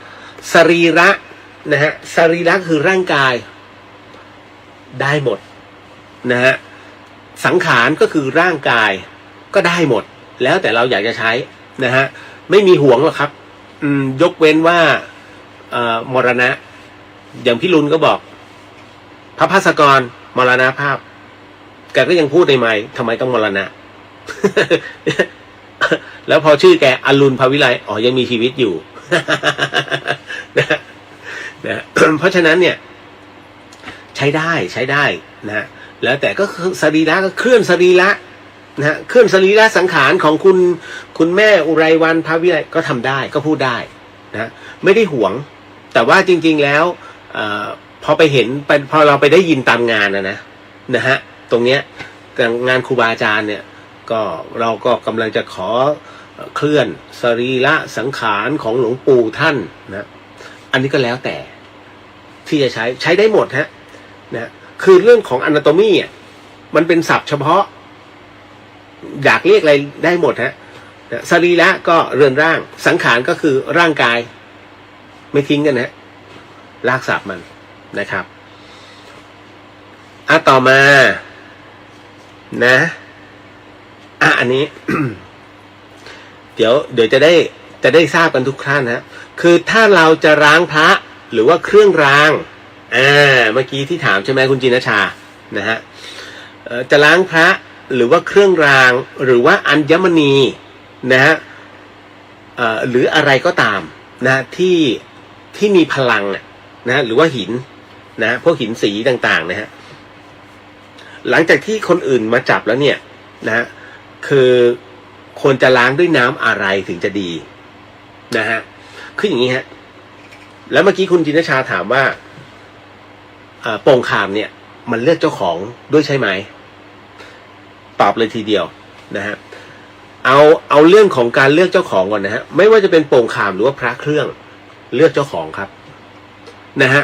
ต่อให้ราศีคุณเป็นราศีอะไรก็ตามหมอต่างๆหมอดูต่างๆที่ท่วงทำนายต่างๆเนี่ยคุณต้องใส่แบบนี้นะคุณต้องใส่คุณห้ามผมถามว่าความชอบมันห้ามได้ไหมมันห้ามไม่ได้นะฮะแต่ว่าณตรงเนี้ยเราเลือกของเรามันก็จะเลือกของมันผมเนี่ยเป็นคนที่ไม่ค่อยชอบเครื่องประดับแต่ทำไมหลายท่านถามดูพระอาจารย์เชนครับเนี่ยพระภาสกรเนี่ยท่านก็ให้ไอ้นู่นไอ้นี่เองก็ตั้งเยอะและเองคล้องอะไรผมคล้องอัมพันธ์นะ ผมก็โดนหลวงพี่ด่าตลอดท่านก็ให้สมเด็จผมมานะผมก็เก็บไว้ พระสมเด็จใครให้พระดีๆมาผมก็เก็บแต่ผมก็บูชาไว้สูงไงนะฮะเราถือว่าพอสมเด็จเสร็จคือเวลาใครให้พระมาเนี่ยฮะเดี๋ยวขอดูก่อนสมมุติเนี่ยอย่างให้พระผมมานะฮะเป็นพระสมเด็จนะครับเนี่ยอย่างเงี้ยผมจะมาพิจารณาก่อนนะหนึ่งวันคือมันไม่มาพิจารณาตลอดเวลาก็คือมองเสร็จปุ๊บเนี่ยรับรู้พอเสร็จปุ๊บขึ้นบูชาท่านน่ะอยู่ในนี้แหละอยู่ใน Data แล้วเราก็จะจำได้ว่าเรามีตรงนี้เรามีตรงนี้เรามีตรงนี้นั่นนะฮะแต่ทำไมผมยังชอบใส่อัมพันธ์ก็ถูกด่าครูบาอาจารย์ก็ด่าจนกระทั่งอันเนี้ยผมมารักมากนะไม่รู้เป็นเพราะอะไรไม่รู้ทำไมผมถึงต้องชอบอัมพันธ์ชิ้นนี้คนอื่นถามมันมีอะไรมันมีแมลงอยู่ข้างในผมว่าไม่ใช่แต่ไม่รู้ว่าทำไมผมชอบชิ้นนี้มากนะฮะแล้วก็มีคนจะขอผมก็ไม่ให้คือไม่รู้อะแต่ชอบนะฮะจนกระทั่งครูบาอาจารย์ท่านในเมื่อชอบก็สงเคราะห์พระอาจารย์เปลี่ยนก็อธิษฐานให้ก็ให้หลวงปู่สังก็อธิษฐานให้นะฮะหลวงพ่อประสิทธิ์ท่านก็เมตตาอธิษฐานให้นะฮะที่พูดมานี่พระสุปฏิปันโนนะฮะหลวงปู่หลอก็อธิษฐานให้นะฮะหลวงปู่โอ้ยหลายหลวงปู่ท่านอธิษฐานให้นะฮะแล้วก็เราก็มีความรู้สึกว่าเฮ้ยนี่ก็ผ่านมือครูบาอาจารย์มาเยอะมากแล้วผมมีความรู้สึกว่าเขาก็เลือกผมก็เลือกเขาวันที่ผมถอดสร้อยเนี่ยเพื่อที่จะหลอมเป็นพระผมก็เลยบอกพระอาจารย์ศรีนวลพระอาจารย์ผมก็อยากจะเอาเงินเนี่ยหลอมไปด้วยนะแต่ว่าผมเสียดายผมขอสร้อยแล้วกันก็เลยถอดเฉพาะสร้อย หลอมเป็นพระพุทธรูปนะก็เนี่ยก็ได้กลับมาแล้วคล้องเรามีความรู้สึกว่าสุขภาพดีหลายเรื่องดีนะเหมือนกับคุณนิดนึงนะฮะคุณเทพรัตน์เองก็คล้องนะฮะในสิ่งที่มีความเชื่อว่าเขาเนี่ยส่งผลให้เมื่อใส่แล้วลูกค้าเข้ามาเยอะดังนั้นนะฮะผมถึงได้บอกว่าเนี่ยเขาเลือกแล้วของเนี่ยนะฮะไม่ว่าจะเป็นอะไรก็ตามเนี่ยเมื่ออยู่กับเจ้าของที่แท้จริงมันจะส่งผลนะฮะเพราะฉะนั้นใครก็ตามอันนี้ทั้งผู้ชายผู้หญิงนะไม่ใช่โอ้ผู้ชายนะฉันไม่กระแดะไม่ใช่ไม่เกี่ยวคุณต้องดูว่านะฮะลืมคำว่าห้ามนะฮะพวกหมอดูอะไรต่างๆคุณลืมไปเลยว่าเขาห้ามใส่แบบนี้เขาห้ามไม่อย่าเอาเขามามีอิทธิพลเหนือจิตใจเอาแค่ฟังพอรู้แต่ถ้าคุณเอาหมอดูขึ้นมาเหนือจิตใจปุ๊บจบแล้วฮะชีวิตคุณจบ คุณจะเป็นคนที่ขาดความมั่นใจนะฮะจงเชื่อมั่นในตัวเองเพราะเขาจะเชื่อมั่นในคุณใครล่ะเชื่อมั่นของที่อยู่กับคุณสังเกตไหมบางทีในแผงพระเนี่ยพระทั้งนั้นเลยเต็มไปหมดไม่รู้หรอกองค์ไหนปลอมองค์ไหนจริงไม่สนใจแต่ดูนะโอ้องค์นี้สวยไหมเดินไปมันยังติดอยู่อะไปดูแผงไหนก็ตามเนี่ยไม่ได้อะองค์เนี้ยคุณก็ต้องกลับมาเพื่อจะมาดูให้องค์เนี้ยพอเสร็จปุ๊บคุณก็หยิบมาเมื่อไหร่คุณมีความรู้สึกว่าใช่สำหรับคุณต่อให้เป็นพระใหม่มิได้เข้าพิธีต่างๆแต่คุณมีความรู้สึกว่าคุณชอบในพุทธลักษณะนะฮะของพระองค์ของพระเอาเชื่อเพราะอะไรเพราะว่านั่นน่ะคือคุณได้เลือกเขาแล้วท่านก็เลือกคุณแล้วทำไมจึงเป็นเช่นนั้นท่านเลือกได้ไงก็เพราะท่านดลใจให้คุณเนี่ยต้องกลับมาหาท่านแต่คุณเนี่ยพอมองเสร็จปุ๊บตอนแรกก็เผลอๆแล้วหันกลับมามองอันนี้เขาเรียกต้องกันแล้วนั่นแหละเอามาเรื่องพลังหรือว่าเรื่องอะไรต่างๆคุณไปสวดมนต์เองได้เดี๋ยวพลังจะกลับเข้ามาพระที่บอกว่าเป็นพระที่เขาว่าปลอมๆกันนะนั่นคือเป็นพระที่ปั๊มกันแล้วก็ขายเลยที่จะบอกหลอกชาวบ้านแต่จริงๆแล้วก็คือพระนั่นแหละนะเอามาสวดแล้วพลังท่านจะมาเอง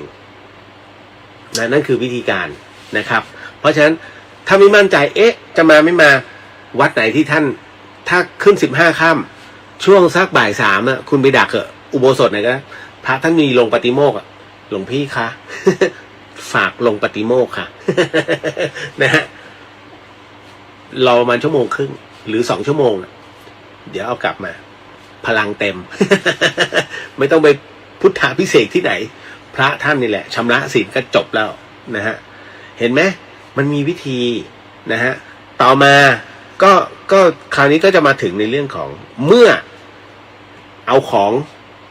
อย่างสมมุติว่าคุณมีของอยู่แล้วเพื่อนเฮ้ยไหนขอดูหน่อยดิอันนี้มันมึงสวยนี่หว่าฮึบขึ้นมาแต่ไปโดนมือเขาละคือบางคนจะถือมากในเรื่องของการเอาอะไรก็ได้เนี่ยเอาของศักดิ์สิทธิ์ทั้งหลายเนี่ยที่เราเป็นของสำคัญกับเราชื่นชมอยู่ทุกวันใส่อยู่คนเดียวสามีมาจะขอยังตีมือเลยแต่นี่เพื่อนแหมมันเพื่อนรักเดี๋ยวไม่ให้มันดูมันก็จะหาว่างกคบกันมา20 ปีให้มันแต่พอให้ไปรู้สึกว่าไม่สบายใจแต่ไม่สบายใจนี้ไม่ใช่ไปแสดงถูกมันตกนะเพราะฉะนั้นไม่สบายใจส่วนไม่สบายใจแต่พอได้รับคืนมาก็อย่าเพิ่งเอาไปไหนคุณก็ค่อยๆเก็บลงกระเป๋าแต่ถ้าห่อทิชชู่ไว้ห่อไว้ก่อนแล้วค่อยใส่กระเป๋าหลังจากนั้นเมื่อมาถึงบ้านแล้วแหมมันข้องใจมันเหมือนกับว่าของไปต้องมนทินจากมือชาวบ้านผมพูดอย่างนี้ก่อนนะเดี๋ยวผมจะอธิบายให้ฟังมันไปต้องมนทินมือชาวบ้านทำไงดีจะล้างมันยังไง1คุณหาน้ำมนต์มาจุ่มในน้ำมนต์แป๊บหนึ่งนะเสร็จปุ๊บก็เอาขึ้นถูเช็ด2มีต้นทับทิมที่หน้าบ้านไหมตรงไหนนะคุณไปเด็ดไปทับทิมมาใส่น้ำก่อนนะแล้วก็ล้างน้ำทับทิม3มีต้นหลิวไหมตัดใบหลิวมาหน่อยนึงแช่ในน้ำเอาเครื่องล้างคุณใส่ไปล้างเอาขึ้นมาเช็ดหรือสุดท้ายก็น้ำส้มปล่อยนะฮะก็เอาส้มปล่อยนิดนึงแล้วก็ใส่แต่ส้มปล่อยไม่แนะนำมันจะไปกัดตัวเรือนนะฮะ เพราะฉะนั้นพอล้างเสร็จขึ้นมาเนี่ยเป็นอันว่าโอเคจบคุณก็เอาไปพร้อมกับสวดมนต์ด้วยแล้วก็อัดพลังลงไปนะสวดมนต์ก็คือพลังนั่นแหละเป็นพลังสมาธินะก็จะทำให้เขาเรียกว่านอกจากจิตจะผ่องใสแล้วอัญมณีของคุณเนี่ยมันจะมีปฏิกิริยาบางอย่างเกิดขึ้นด้วยเขาเรียกของส่วนตัวแต่ทำไมผมจึงช่างใจว่าแหมไปต้องมนทินแล้วคำว่ามนทินในที่นี้เนี่ยไม่ใช่ว่าเขาไปทำตำหนิเลยก็ตามนะบังเอิญว่าไม่มั่นใจว่าคนที่ยืมไปเขาเรียกศีลนะฮะหรือว่าบุญเนี่ยมันเท่ากันหรือเปล่ากับเราดังนั้นเนี่ย ถ้าสมมุติว่าเขาไม่ทนที่โอ้เราก็รักของเรานะแล้วเราก็ปฏิบัติ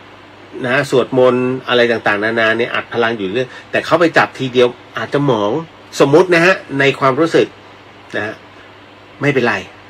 เขาเรียกว่าบุญอ่ะกลัวว่าบุญมันจะไม่เท่ากันนะอย่างผมเนี่ยพี่ขอดูหน่อยดิอย่างเงี้ยบางคนเอาไปเลยพี่เลี้ยวรีบให้ดูนะฮะเราก็ดูเสร็จปุ๊บนะฮะแล้วก็คืนคืออย่างเงี้ยสมมุตินะว่ามันก็เป็นเรื่องที่แปลกถ้าผมขอดูเนี่ยบางคนรีบถอดให้เลยเฮ้ยถอดให้ก่อนเดี๋ยวกูยังไม่ไปธุระเดี๋ยวถอดให้กูเลียวดูก่อนเสร็จปุ๊บผมก็ดูเสร็จปุ๊บเนี่ยแล้วก็ให้แต่บางคนขออย่างเพื่อนผมเฮ้ยขอดูมั่งเขาก็ไม่เป็นไรค่ะแค่คุณเลียวพอค่ะมันจะเป็นนี้มีฮะแล้วผมเจอบ่อยมากนะอันนี้ก็คือเรารู้ผมถึงต้องอธิบายให้เพื่อนผมมันฟังทีที่เป็นอย่างเงี้ยมึงต้องเข้าใจเขานะ คือเขาก็จะเก็ตไงนี่แหละเพราะฉะนั้นมันเป็นเรื่องของบุญนะฮะที่บุญกับคือการปฏิบัตินั่นแหละนะเขาก็จะดูรู้คือคนหมู่เดียวกันนะแป๊บเดียวมันก็รู้แล้วล่ะนั่นน่ะแต่ว่าถ้าดูแล้วตะขิดตะขวงใจแสดงว่าเขาไม่มั่นใจว่าบุญเรากับบุญเขาอะมันต้องกันหรือเปล่าแค่นั้นแหละเรื่องของเรื่องเพราะฉะนั้น สรุปให้นะฮะว่าการล้างอัญมณีหรือว่าพระหรือว่าเครื่องรางก็ตามที่เป็นอันเป็นเป็นสิ่งที่ท่านหวงแหนนั่นแหละนะฮะก็ล้างด้วยน้ำทับทิมล้างใบทับทิมล้างด้วยน้ำกิ่งหลิวน้ำมนต์นะฮะน้ำส้มปล่อยหรือน้ำอะไรก็ได้ที่เป็นความเป็นมงคลเกิดขึ้นนะครับอันนี้ก็เลยต้องบอกไว้นะฮะ จริงๆน้ำอันนึงนะฮะที่ท่านมีโอกาสแล้วถ้าไปได้ก็ไปน้ำที่วัดพุทธเอ็นชื่อแปลกไหมคุณเซิร์ชดูได้ วัดพุทธเอ็นพุทธเอ็นอำเภอแม่แจ่มที่นี่นะฮะก็เป็นอันซีนเลยแล้วกันที่นี่เนี่ยมีบ่อน้ำที่มีความศักดิ์สิทธิ์มากน้ำที่นี่ได้รับการวิจัยได้รับการรับรองนะฮะจากมหาวิทยาลัยเชียงใหม่ปกติแล้วน้ำเนี่ยน้ำจากธรรมชาติคุณกรอกไปแล้วไปตั้งเนี่ยนะฮะครึ่งปีมันจะเริ่มมีตะไคร่ตะกอนนะฮะที่นี่ครึ่งปีแล้วก็ไม่มี1 ปีแล้วก็ไม่มี2 ปีแล้วยังไม่เกิดตะกอนนะฮะและมีความบริสุทธิ์ตามธรรมชาตินะฮะน้ำนี้น้ำพุทธเอ็นชาวบ้านจะลองไปดื่มคุณใส่หม้อน้ำรถสบายเลยฮะหม้อน้ำรถยนต์เนี่ยเป็นเขาเรียกว่าถ้าคุณไปขายน้ำดื่มเนี่ยที่อำเภอแม่แจ่มคุณจะขายไม่ได้นะฮะยกเว้นบรรจุขวดแล้วใส่ขายเฉพาะคนในพื้นขายคนต่างพื้นที่แต่คนในพื้นที่เขาจะรู้เดี๋ยวกูเนี่ยลองตรงเนี้ยบริสุทธิ์นะฮะไม่ต้องไปพึ่งออร่าเป็นเรื่องที่แปลกนะฮะแต่เป็นน้ำที่บริสุทธิ์จริงๆตามธรรมชาติเขาถือว่าเป็นน้ำศักดิ์สิทธิ์ชาวบ้านใช้ดื่มใช้กินตลอดและที่สำคัญมันก็จะมีเรื่องราวฮะวัดพุทธเอ็นเนี่ยนะฮะ เขาบอกว่าน้ำเนี่ยที่มันออกมาเนี่ยมันซึมออกมาเพราะว่ามันเป็นน้ำที่มาจากถ้ำเชียงดาวคุณพระช่วยคุณลองลากดูดิถ้ำเชียงดาวอยู่อำเภอเชียงดาวอยู่ทางด้านเหนือวัดพุทธเอ็นอยู่อำเภอแม่แจ่มอยู่ทางทิศตะวันออกนะฮะขออภัยอยู่ทางทิศตะวันตกลากยาวมากท่านเกือบจะเท่า200 โลมั้งนะฮะซึ่งเป็นไปไม่ได้แต่เขาบอกอย่างนี้ฮะเรื่องมันเกิดขึ้นก็คือเขามีคนเขาทดลองเอาลูกมะนาวผลมะนาวนะฮะเขียนแล้วก็โยนที่โยนลงไปที่ในถ้ำเชียงดาวฮะโยนเล่นๆปรากฏว่าเป็นเรื่องเล่านะฮะฟังหูไว้หูไม่ต้องมาเชื่อเล่าสู่กันฟังปรากฏว่าไอ้ผลมะนาวลูกเนี้ยมันไปโผล่ที่วัดพุทธเอ็นเข้ามาตรงนั้นนะที่มี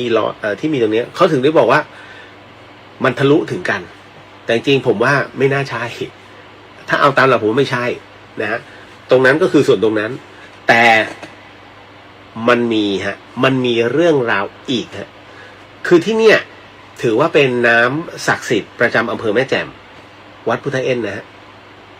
คุณเซิร์ชดูได้ มีข้อห้ามว่าเลยวัดบนวัดพุทธเอ็นนั้นจะมีเป็นบ่อน้ำเหมือนกันนะเป็นบ่อน้ำซึ่งที่บ่อน้ำนั้นตรงกลางบ่อน้ำจะเป็นศาลาเป็นหอพระไตรปิฎกหรือว่าหอธรรมนะหอธรรมตรงนั้นเนี่ยสำหรับพระภิกษุเข้าไปเพื่อที่จะอ่านคัมภีร์ทั้งหลายนะด้านหน้าจะเขียนว่าห้ามสุภาพสตรีนั้นเข้าไปที่วัดพุทธเอ็นนะก็ปรากฏว่ามีสองครั้งครั้งแรกเป็นผู้หญิงต่างชาตินะไม่รู้ก็เลยเดินเข้าไปพอเดินเข้าไปเสร็จปุ๊บเนี่ยชาวบ้านเขารีบวิ่งมาเขาบอกเข้าไปไม่ได้ฝรั่งก็เงงไม่รู้ไงฮะก็เลยถอยออกมาแต่เข้าไปแล้วคือเข้าไปแล้วไงแล้วถอยออกมาปรากฏว่าหลังจากที่ฝรั่งคนนั้นกลับไปตกเย็นฮะน้ำที่กำลังลองกันดื่มเนี่ยกินไม่ได้เลยมันเหม็นแบบเหม็นคลุ้งเหม็นคาวเหม็นแบบเหมือนน้ำเน่าน้ำเสีย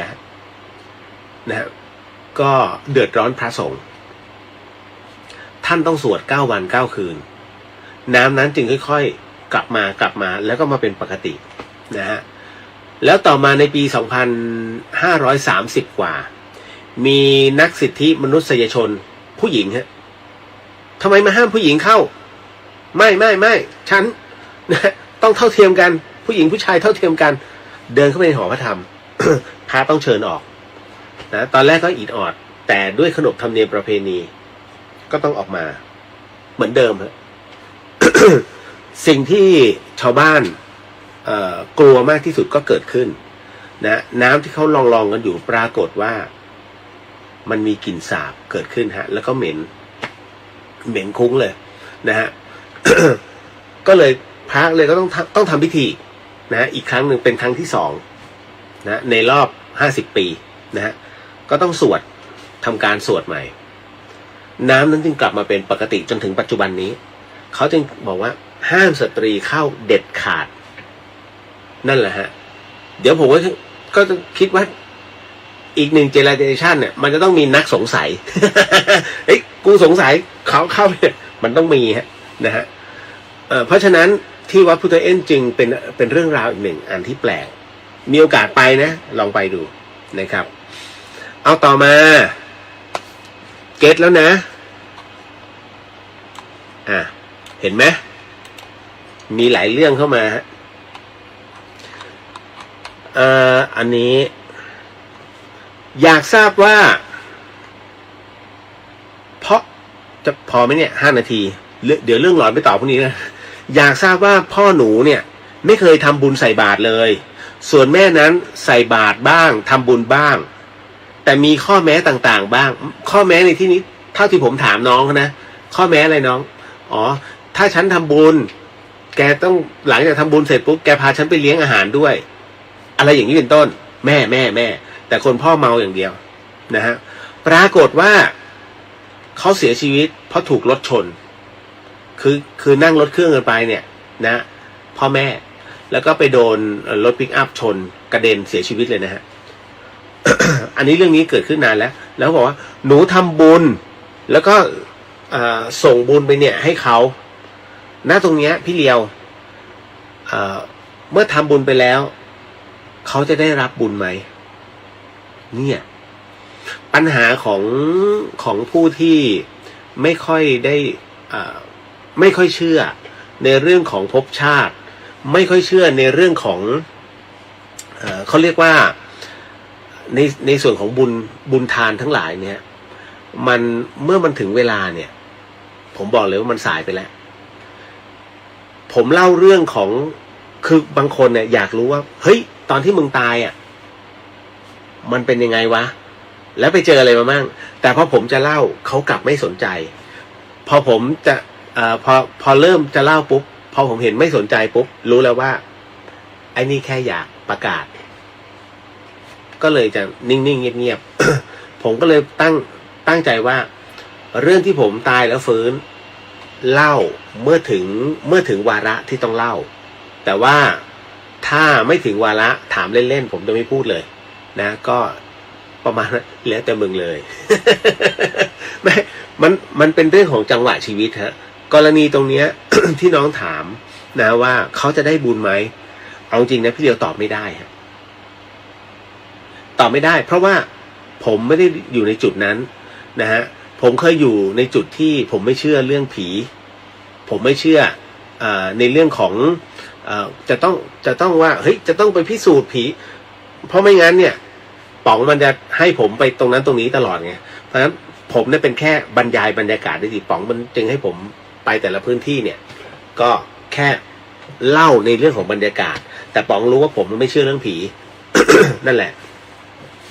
คราวนี้พอมาถึงจุดเนี้ยผมถึงต้องบอกว่าเมื่อเราได้พบเจอเรื่องวิญญาณแล้วคือของจริงอ่ะหลังจากที่พอมันตายไปเนี่ยนะตอนนั้นอ่ะเราเห็นแล้วว่าเฮ้ยมันมีจริงผมถึงได้เชื่อไงแต่เชื่อในที่นี้ก็ต้องสงบเสงี่ยมคำพูดไม่ใช่อยู่โพ่งว่าเฮ้ยผีมีจริงไม่พูดกันไม่ได้นะฮะมันมีคนเรามันมีสองมุมนะดังนั้นต้องให้ถึงกาลเวลาเพราะนั้นพี่เลียวอยู่ในจุดที่ยังไม่ได้มีคนทำบุญให้ แต่มันมีอันหนึ่งก็คือยัง50-50ก็คือตอนที่ฟื้นมาแล้วเนี่ยแล้วผมอยู่ในห้อง CTU ก็คือไม่ใช่ผู้ป่วยหนักอะคือดูอาการนะฮะคุณหมอให้ยาโดสในการละลายริ่มเลือดเนี่ยมันแค่ถ้าสมมุติว่า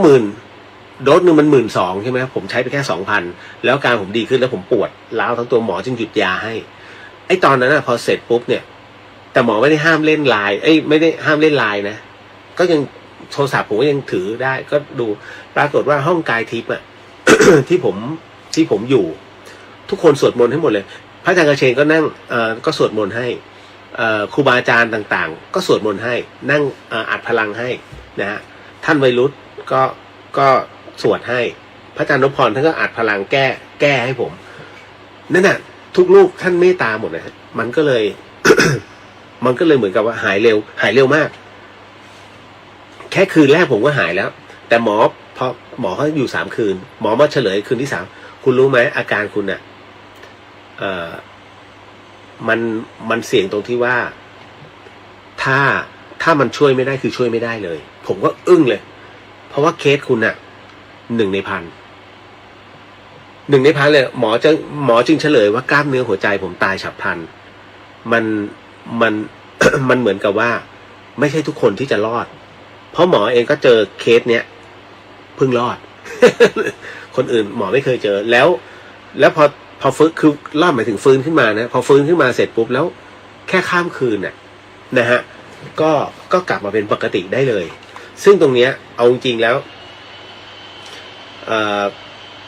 ก็ได้รับความเมตตาจากในห้องธรรมะทั้งหลายฮะที่สวดมนต์ให้แล้วก็บรรดาน้องๆที่เป็นแฟนรายการเนี่ยเขาก็ร่วมโมทนาให้โอ้ผมซึ้งใจมากตอนนั้นนะฮะ ก็เลยขอบพระคุณกรณีตรงนี้เองเนี่ยของน้องเนี่ยพี่เลียวบอกเลยฮะว่าตามบุญของเขาถ้าเขามีความเชื่อบุญที่ส่งไปเนี่ยจะส่งผลให้นะฮะแต่ว่าถ้าสมมุติเขายังอยู่เขามีความไม่เชื่อมันจะกลายเป็นเขาเรียกวิญญาณมันล่องลอยนะฮะเพราะความไม่เชื่อไงนั่นแหละตามเหตุปัจจัยน้องแต่คุณแม่น่าจะได้นะฮะเอาเท่านี้เนาะ 1:00 แล้วคุณพระเดี๋ยวไว้เจอพรุ่งนี้นะฮะแล้วที่ถูกอันนี้คืออะไรแล้วที่ถูกใจเยอะขึ้นนี่แปลว่าอะไรคะกิเลสเราหรือว่าถูกดึงดูดจริงๆเป็นเรื่องของเขาเรียกพลังแห่งการดึงดูดนะฮะถ้าสมมุติว่าเราชอบในสิ่งนั้นเนี่ยนะมันดึงดูดเราเข้าไปจริงๆเนี่ยนะฮะมันคือพลังที่มันมีต่อเขาเรียกของเราและเราก็คือของเขาเจ้าของมันมาเจอกันพอมาเจอกันเนี่ยมันเกื้อหนุนซึ่งกันและกันมันมีกฎแห่งแรงดึงดูดมันเข้ามาทันทีเห็นไหมฮะนั่นแหละพบกันใหม่ ในวันพรุ่งนี้สาธุสาธุสาธุสิ่งหนึ่งสิ่งใดที่ผิดพลาดพลั้งไปต้องขอสิกรรมณที่นี้ไม่ได้ตั้งใจหรือมีเจตนาก็ขอมอบไอ้สมผลบุญในค่ำคืนนี้ถวายแด่องค์พระสัมมาสัมพุทธเจ้าทุกๆพระองค์พระธรรมเจ้าทุกๆพระองค์พระอริยสังฆเจ้าทุกๆพระองค์พระปัจเจกพุทธเจ้าทุกๆพระองค์พระอสิติมหาสาวกเจ้าทุกๆพระองค์รวมถึงท่านท้าวพญายมราชท่านท้าวจตุโลกบาลเจ้ากรรมนายเวรทั้งหลายสรรพสัตว์สรรพวิญญาณทั้งหลายญาติสนิทมิตรสหายทั้งหลายพ่อแม่ครูบาอาจารย์ทั้งหลายของข้าพเจ้าและก็คุณผู้ฟังทั้งหลายนั้นก็ขอให้ได้รับไอ้ส่งผลบุญในค่ำคืนนี้ด้วยเช่นกันขอมอบไอ้ส่งผลบุญในค่ำคืนนี้ให้กับคุณผู้ฟัง FM 104.50 เมกะเฮิรตซ์ทั้งจังหวัดเชียงใหม่แล้วก็จังหวัดใกล้เคียงนะฮะรวมไปถึงคุณผู้ฟังที่ฟังในช่องของ YouTube วัดฝายหินเชียงใหม่แล้วก็ทีวีฝายหินรวมไปถึง Facebook ของวัดฝายหินทุกๆช่องก็ขอให้ได้รับอานิสงส์ผลบุญในค่ำคืนนี้ด้วยเช่นกันนะฮะก็ขออนุญาตนะฮะให้กับสัพพวิญญาณทั้งหมดทั้งมวลนะฮะสัพพโรกวินิมุตโตสัพพสันตาปวาจิโตสัพพเวรมติกันโตนิปุตโตจตุวังสัพพีติโยวิวันชันตุสัพพโรโกวินาสตุมาเตภวะวันตรายโยสุขีทีคายุโกภวะอภิวาทนาสิริสนิจังวุฒาปัจจายิโนจตารโรธรรมาวัฏันติอายุวันโนสุขขังพระลังนิพพานังปรมังสุขังขอมอบไอ้ส่งผลบุญในค่ำคืนนี้ให้กับคุณผู้ฟังที่ฟังในที่ผู้ฟังในช่องเรียวเดอะเฮียแล้วก็ผู้ที่สิรัตนสมบูรณ์นะก็ขอให้ได้รับไอ้ส่งผลบุญในค่ำคืนนี้ด้วยเช่นกันฮะพบกันใหม่ในเรื่องราวแบบนี้วันพรุ่งนี้เจอกัน5 ทุ่มสำหรับค่ำคืนนี้ราตรีสวัสดิ์นะครับคุณผู้ฟังทุกท่านราตรีสวัสดิ์นะครับคุณผู้ฟังทุกคนแล้วเจอกันเนาะบ๊ายบายบ๊ายบายสาธุสาธุสาธุไอโฟนเปลี่ยนแล้วนะแต่ตัวเท่าเดิมเซ็งเป็ด